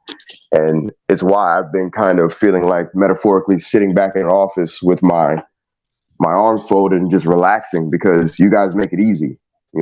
You guys believe in this idea. You believe in the rhetoric. You believe in the messaging and the evolved nature of what our fandom is currently. I love it. It's amazing. And I appreciate Zack coming in. I know it feels like the last minute for a lot of people because we all have lives. And you guys made some good points in mentioning that, our lifestyles might conflict with whether we'll be able to make this latest SnyderCon, but please believe Leon will be there, as well as other people among Sil Nation, Mikey Verse, Cool Table, Syndicate Network, Sky absolutely will definitely be there. The man lives there. Sil Abdul. We're trying to get everybody to come out. And if you're not there, we're going to represent with you guys in spirit. You know what I'm saying? Like, I'm going to try to get something together to where, like, we can mention you guys, like, you know, throughout this entire thing. It's going to be 3 days, so it's going to be cool. I'm not missing this. Nice. It's almost imperative that we go at this point. That you means know? a lot that you would do that for us, Leon, especially because there is you know, some people have been calling the gatekeeping, and we know that's real when it comes to Zach, which it's fine. And like I said, I understand people with that kind of irritation and frustration about when it comes to Zack Snyder, that he tends to surround himself with people who don't really they keep gatekeeping, right? They keep them to themselves, but all in all, this is for an American Foundation for Suicide Prevention cause. You know, it's a support Zach. So we're going to show up for him no matter what, regardless of who's in charge of it, or, you know, taking over the event, or gatekeeping, if you want to call it. This is for Zach, and to have you guys there supporting us and to kind of let Zach know there's a presence. You know, this community is powerful. We're strong. We stand together. That means the world to us, man. So I appreciate that, Leon, so much. In terms of Saturday, is there anything that our community should know about? Some plans that you guys have that day? Are you still, how's the t-shirt campaign going? I know you guys released a black version of the t-shirt. Give us some heads up on that. Shout out to Absolutely. El Calavero, by the way. El Calavero, part of the international trinity out there, along with CC and Lobo. To touch on briefly the gatekeeping comments, I'm just going to be advocate for just a second, right? And come at it as a professional asshole, right? I'm going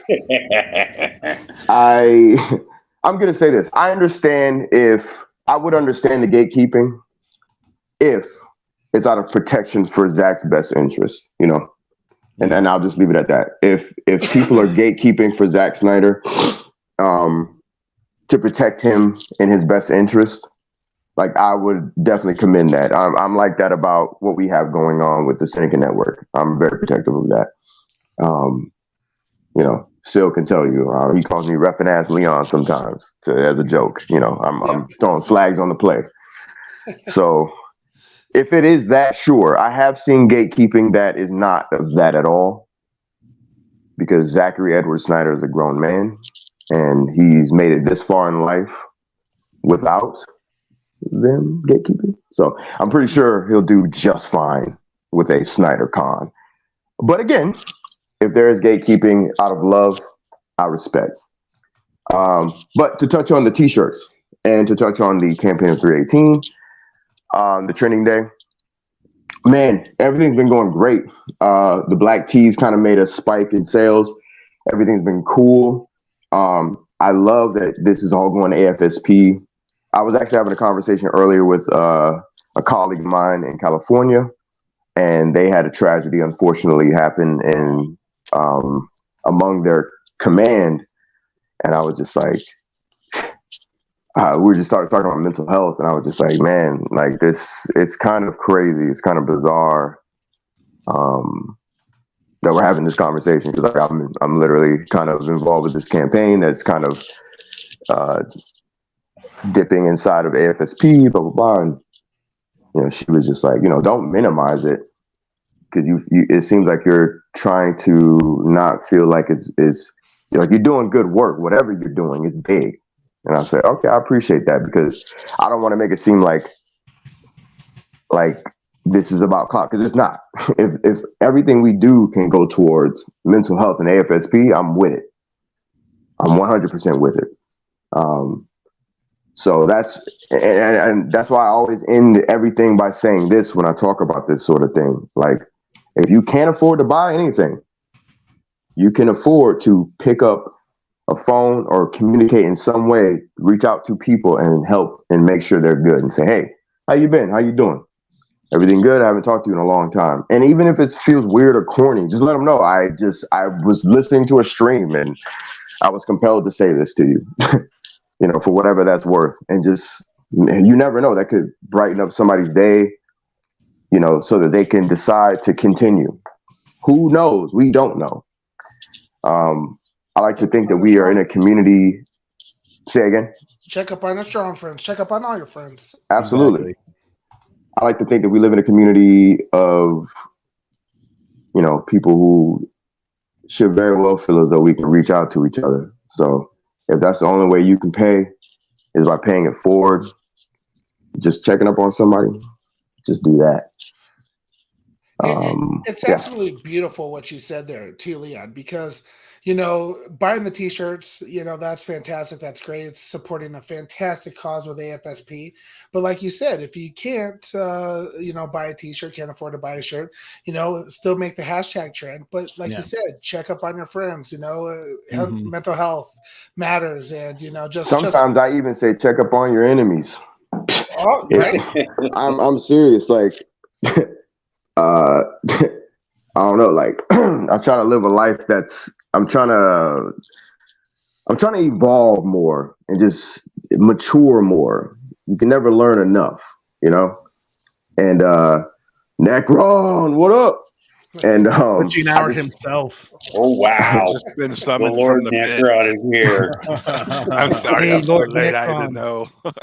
And so I'm just. I don't want to rush Leon talking. Oh no, you're good. You're good. I'm gonna just wrap up that point and just say, like, even if you feel compelled, like, pray on it. I don't know, think about it, mull it over, meditate over, pray on it, and just reach out to somebody that may hate you. And just, I hope you're doing well. And I don't know what happened between us, but you matter to someone in the world. You know? Absolutely. I love what you said, Leon, because it's very true. AFSP doesn't have to start and end with anything Snyderverse related. Like, this is a real world problem that everyone is dealing with it, you know, especially after, you know, the last couple of years, suicide has gone up quite a bit. And all you have to do is just reach out to your friends, check up on them. As even Leon said, check up on your enemies and check up on your strong people. You know, anyone who just needs, sometimes the power of a smile goes a long way. And just, how's your day? Good morning. You know, what do you got going on in your life? Hey, I care. You know, just the simple things. If you can't donate, you know, obviously you can tweet the hashtag #SalesSammers. You can tweet hashtag AFSP. You can do all the things that you can, but the easiest thing possible that you do is reach out to your friends, family, or someone that you think needs it. Maybe someone you don't even know, a stranger that you just keep seeing, maybe through a friend of a friend who's posting something that's, I don't know, a bit alarming, or they seem down. Reach out and be like, hey, I don't know you, but what's going on? Are you doing okay? I saw your tweet. You know, that can mean the world to somebody. You know, you could save a life by simply just doing that. My man El Necron, you've been going crazy lately on your channel, brother. Sorry, forgive me. Before you move on, I just want 2 points that I wanted to just toss out there and have everybody mull it over. Yeah, I want it real quick. I know you crunch for time and stuff. Okay, so real quick, Marcus, he touched on this very well. I was going to say this, that obviously this venture that Zack is diving into next month, the SnyderCon, as it were, we know now that he and Warner Brothers Discovery and David Zaslav have some sort of working relationship, at the very least, a communication to do what he's about to do. There's no way he can do this without that. So I think like that literally needs to be highlighted very importantly. Like, if you can just think of a highlighter going over and over that's very freaking important, because Kevin Smith, he just had the release of the Snyder Cut in his movie theater pulled out. And he claimed it was because of WBD, et cetera, et cetera. It was, sorry, I don't think it was a Snyder. I would think it was the Batman Returns, but Batman we haven't heard anything. I know he was talking with Zach about having that New Jersey theater. Right. Yeah. And we haven't heard anything since. So I think the point that I'm making here is that you can't release anything, because even that Batman Returns still illustrates my point. You can't release anything without WBD saying thumbs up, go for it. They didn't give Kevin the thumbs up to do that because of whatever reason. What would be the reason why they would be giving Zack the okay to show Man of Steel, Batman versus Superman, and Zack Snyder's Justice League? Like, that's wild to me. I love it. It gives me goosebumps. and it gives me hope for the potential of what that means. Because right? why would you allow for a verse, a Snyderverse that you don't care about, that you're trying to throw away in the trash and leave behind in the dust, that you're about to have Flash completely rewrite, you know, a completely different course for it? Why would you bring it back up again? Why would you fire people back up? Why? Correct. I wonder. Why? What is the reason? I mean, and if it's for charity, right? Question. Zaslav and any number of them could just say, listen, I know it's for charity. Just show another Warner Brothers movie. We're not trying to speak about this verse anymore. But that's not what they told him. They said, those 3 movies, go for it. Last point I'm going to say, and then I'm done. And it's just me nitpicking. There's no real need to even bring Amazon into the conversation or Hulu or anything, because, and I'm not saying, I'm not trying to gatekeep it, right? What I'm trying to say is this: our rhetoric already aims towards streamers in general. We are not against Amazon buying this. We are not against Hulu buying this. If a streaming service pops up tomorrow called Leon of the New Geek streaming service, I'm not against Leon of the New Geek streaming service buying the Snyderverse. The point I'm making is this whole idea was born out of logic, necessity, and passion. The logic being that Zack Snyder is at Netflix. This has been mentioned ad nauseum. It's been mentioned today on this stream. David Zaslav, before this idea even came about, when we still thought the restoration of the Snyderverse would happen in Warner Brothers, was already talking about shopping to third parties. Peter Safran recently said, as I famously said, the man said sell, right? He said sell to Amazon and Hulu and Netflix. So this rhetoric is there. David Zaslav is a money man. Peter Safran, to a degree, is a money man. They're both on board with it. One is over WBD in general. That would be Zaslav. One is a co-head of DC. That would be Safran. Safran, sorry. These gentlemen want DC to thrive.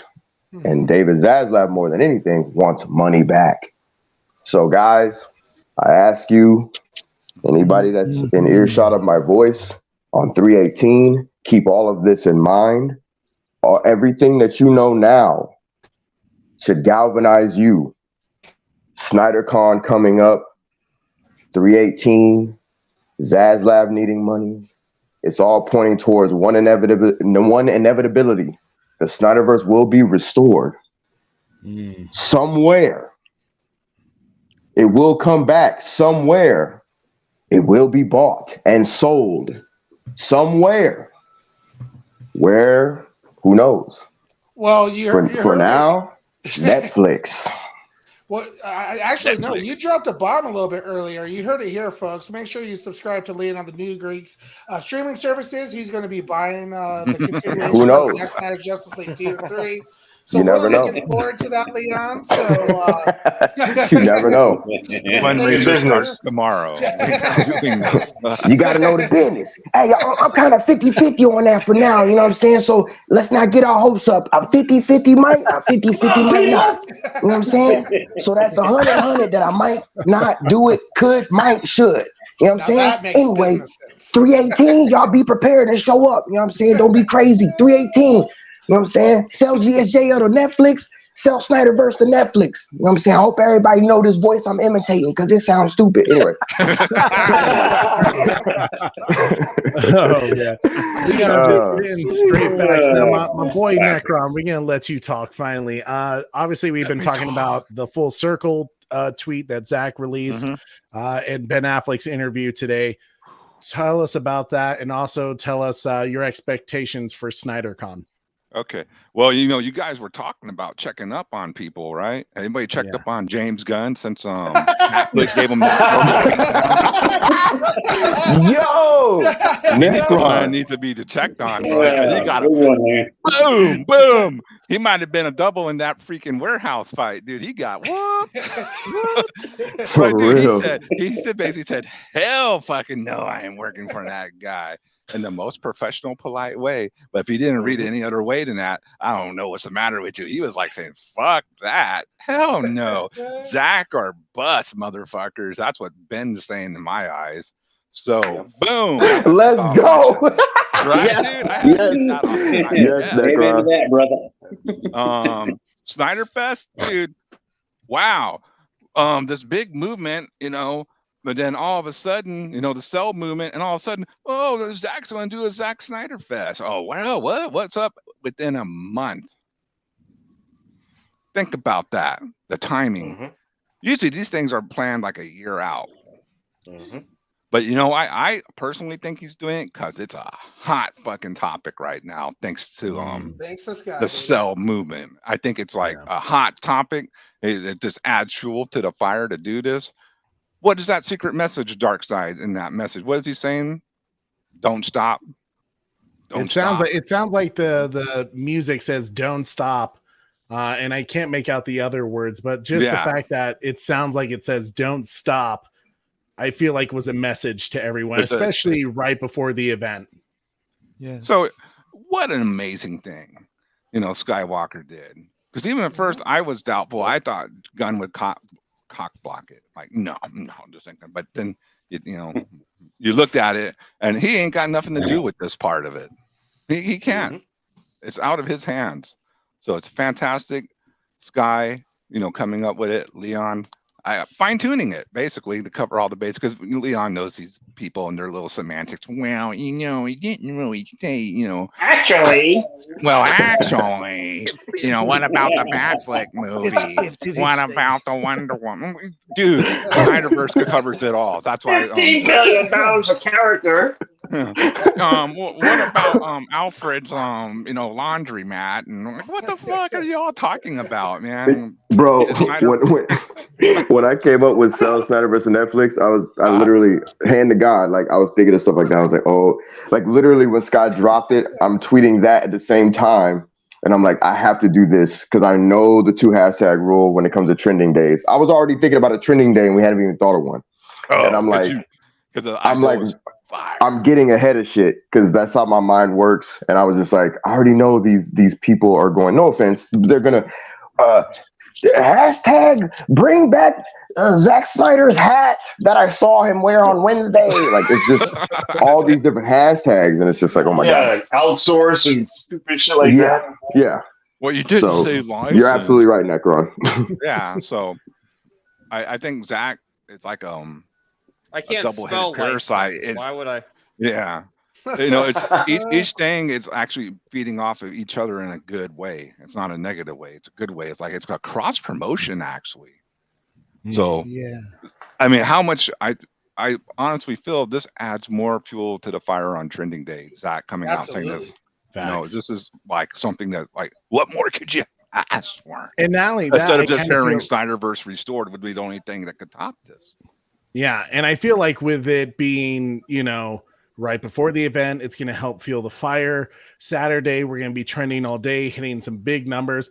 And then to have his interview with the Nerd Queens on Sunday, where that could be a point of discussion, we could get a first reaction to that campaign publicly, you know? So Saturday is a very big, and more importantly, it is a day for you to really, like, if you want this to happen, this is the day to freaking go nuts. Show up. It's a day for truth.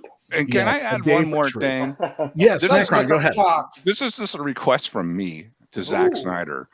Can you go on Sil Abdul's channel, bro? I mean, this dude kept your name up when no one else was, when anyone else was talking about anything but Snyderverse, Zack Snyder. For real.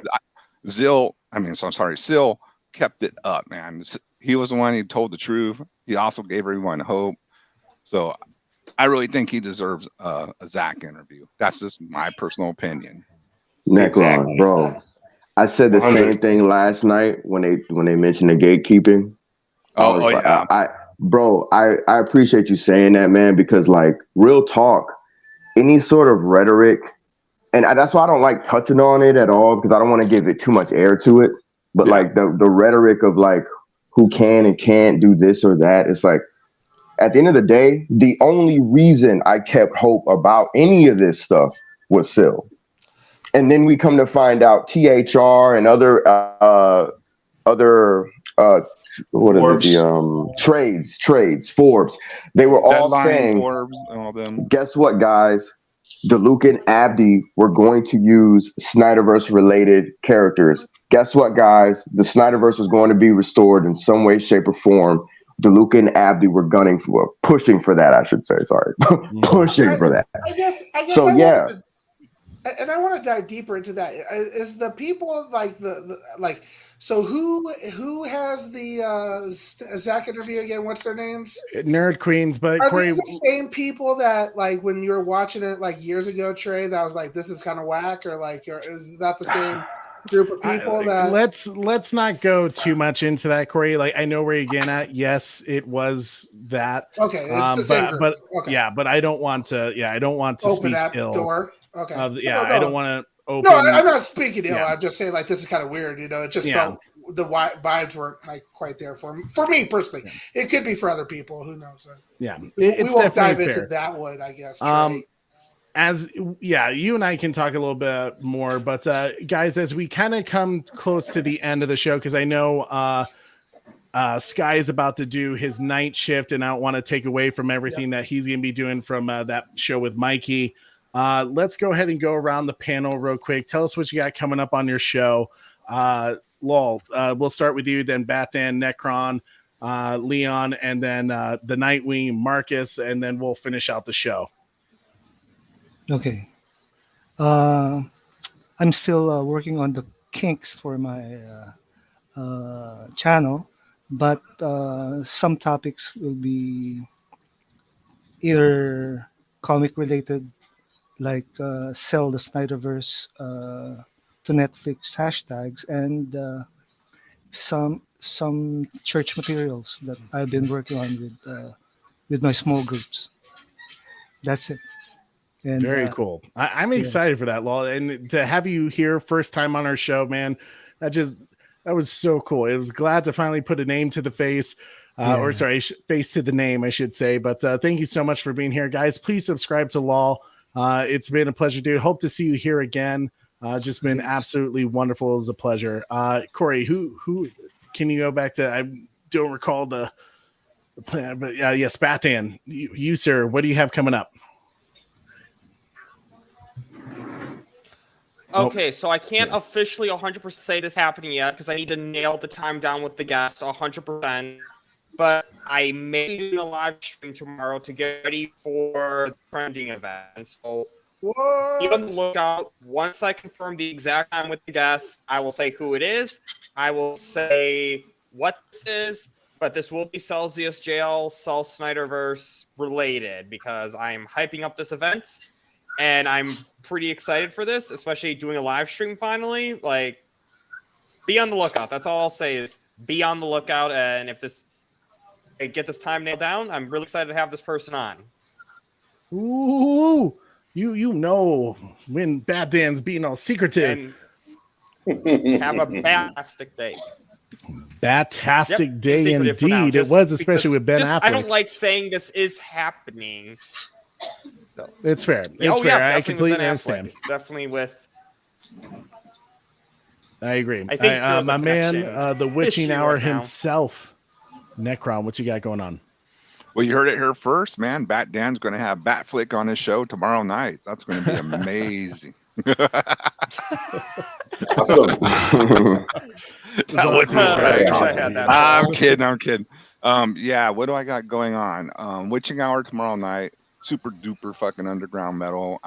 It's not for everyone, but it's for me. So that's why I like doing it. Yeah. But if you didn't watch Pandora's Box with Mikey Sutton last night on my channel, you missed a mega scoop that he put on there. He dropped a mega Marvel horror scoop, and I'm very excited about it. Now, I'm not going to tell you what it is because you need to go watch it on my channel. Pow, I love that. Yeah. Selling his own damn show. Corey, I swear, we need to start making this a theme when someone drops something like that on us. Like, you got to take a shot because, I'm lit on that one. Yeah. It's a mega Marvel horror scream, dude. For That's Netflix, it. we'll drop. Oh, where's it at? Oh, I don't Oh man, Corey, please Leon, don't the hurt new me. geeks. What you got going on your channel, big fella? Who, me? I've been hyper focused. He was talking about me. I've been hyper focused on hashtag sell. However, I do have things cooking behind the scenes with the illustrious, the infamous, the famous Meta Mikey Sutton. So stay tuned. Stay tuned. Awesome. Looking forward to that. I know you've been super busy with the March 18th event. It's gonna be fire. Guys, you know what to do. Buy your Ink to the People shirts. Help support this event and trend all damn day Saturday. Make Zach just freaking smile and smirk all the way on that Sunday interview with the Nerd Queens. Nightwing, what you got coming up on? Go ahead. We're halfway through that Ink to the People. So Wow. Halfway ordered through. it. Yep. Did somebody Better get their on it. shirt already? I thought I saw somebody in the No, chat saying no they one got a could have shirt. gotten I was that like- shirt.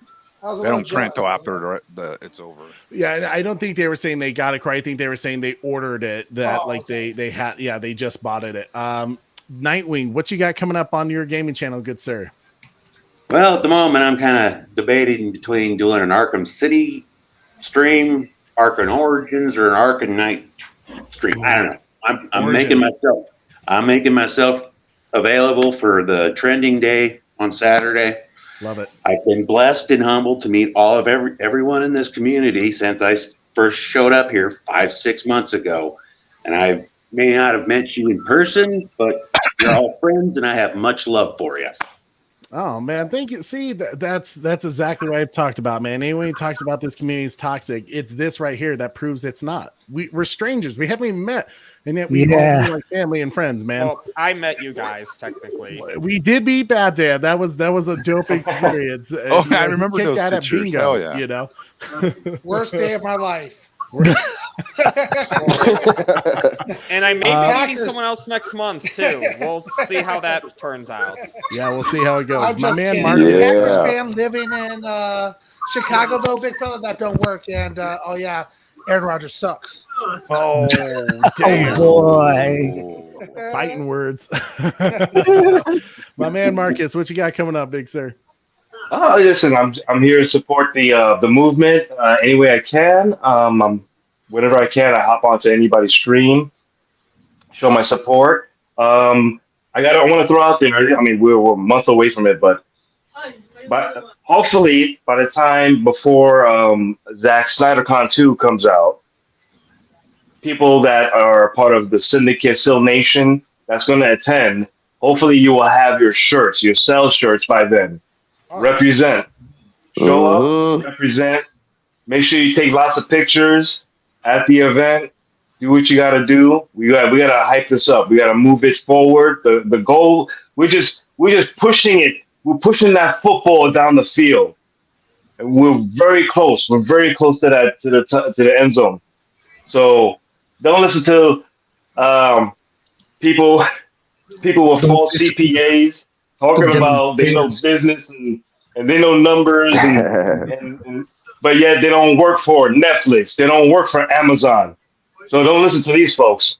Listen to the folks that's pushing forward, that's taking advice, that's getting advice from actual professionals and talking to real actual professionals about this stuff and stuff behind the scenes. Keep pushing forward. Keep pushing those 2 hashtags. Follow the ROEs. Follow the Hub account on Twitter and on also YouTube. And then just wait for those announcements and just move it forward. We're going to get this. We're pushing it. We're getting it. There's a lot of traction. There's a lot of attention being brought to this. Articles are being brought about this. People are talking about it. People hate talking about it, but it's spreading. It's going on TikTok. It's going all over social media.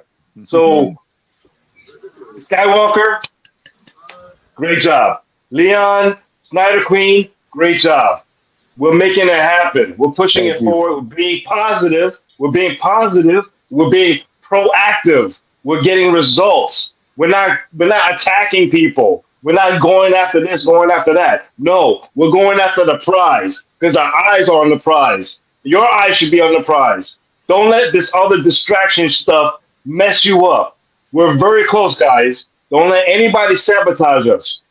Ignore the hate, ignore the nonsense. Focus on the mission. We're there. We're close. We're very close.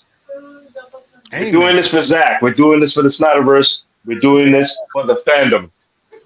Amen, brother. I freaking love that. Well, guys, I just wanted to say a quick thank you to everyone on the panel. Thank you for hanging out with us and everyone in the chat.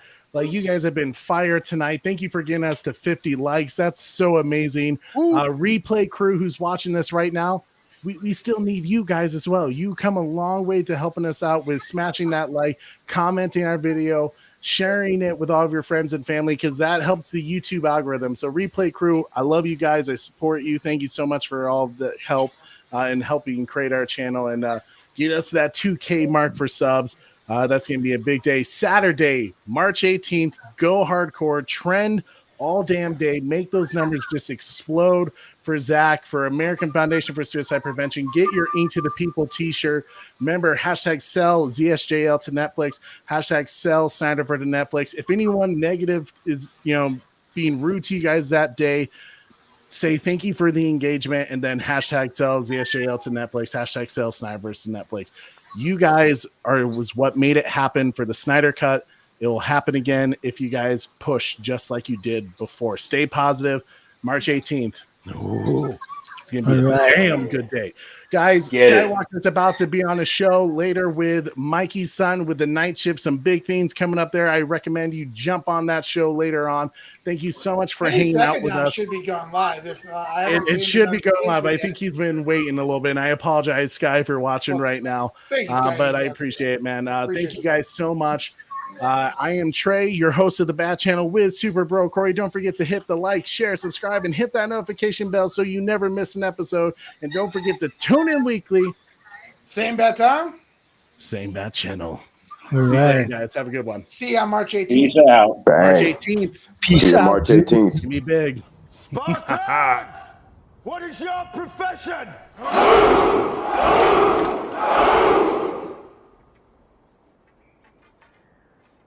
See, old friend, I brought more soldiers than you did.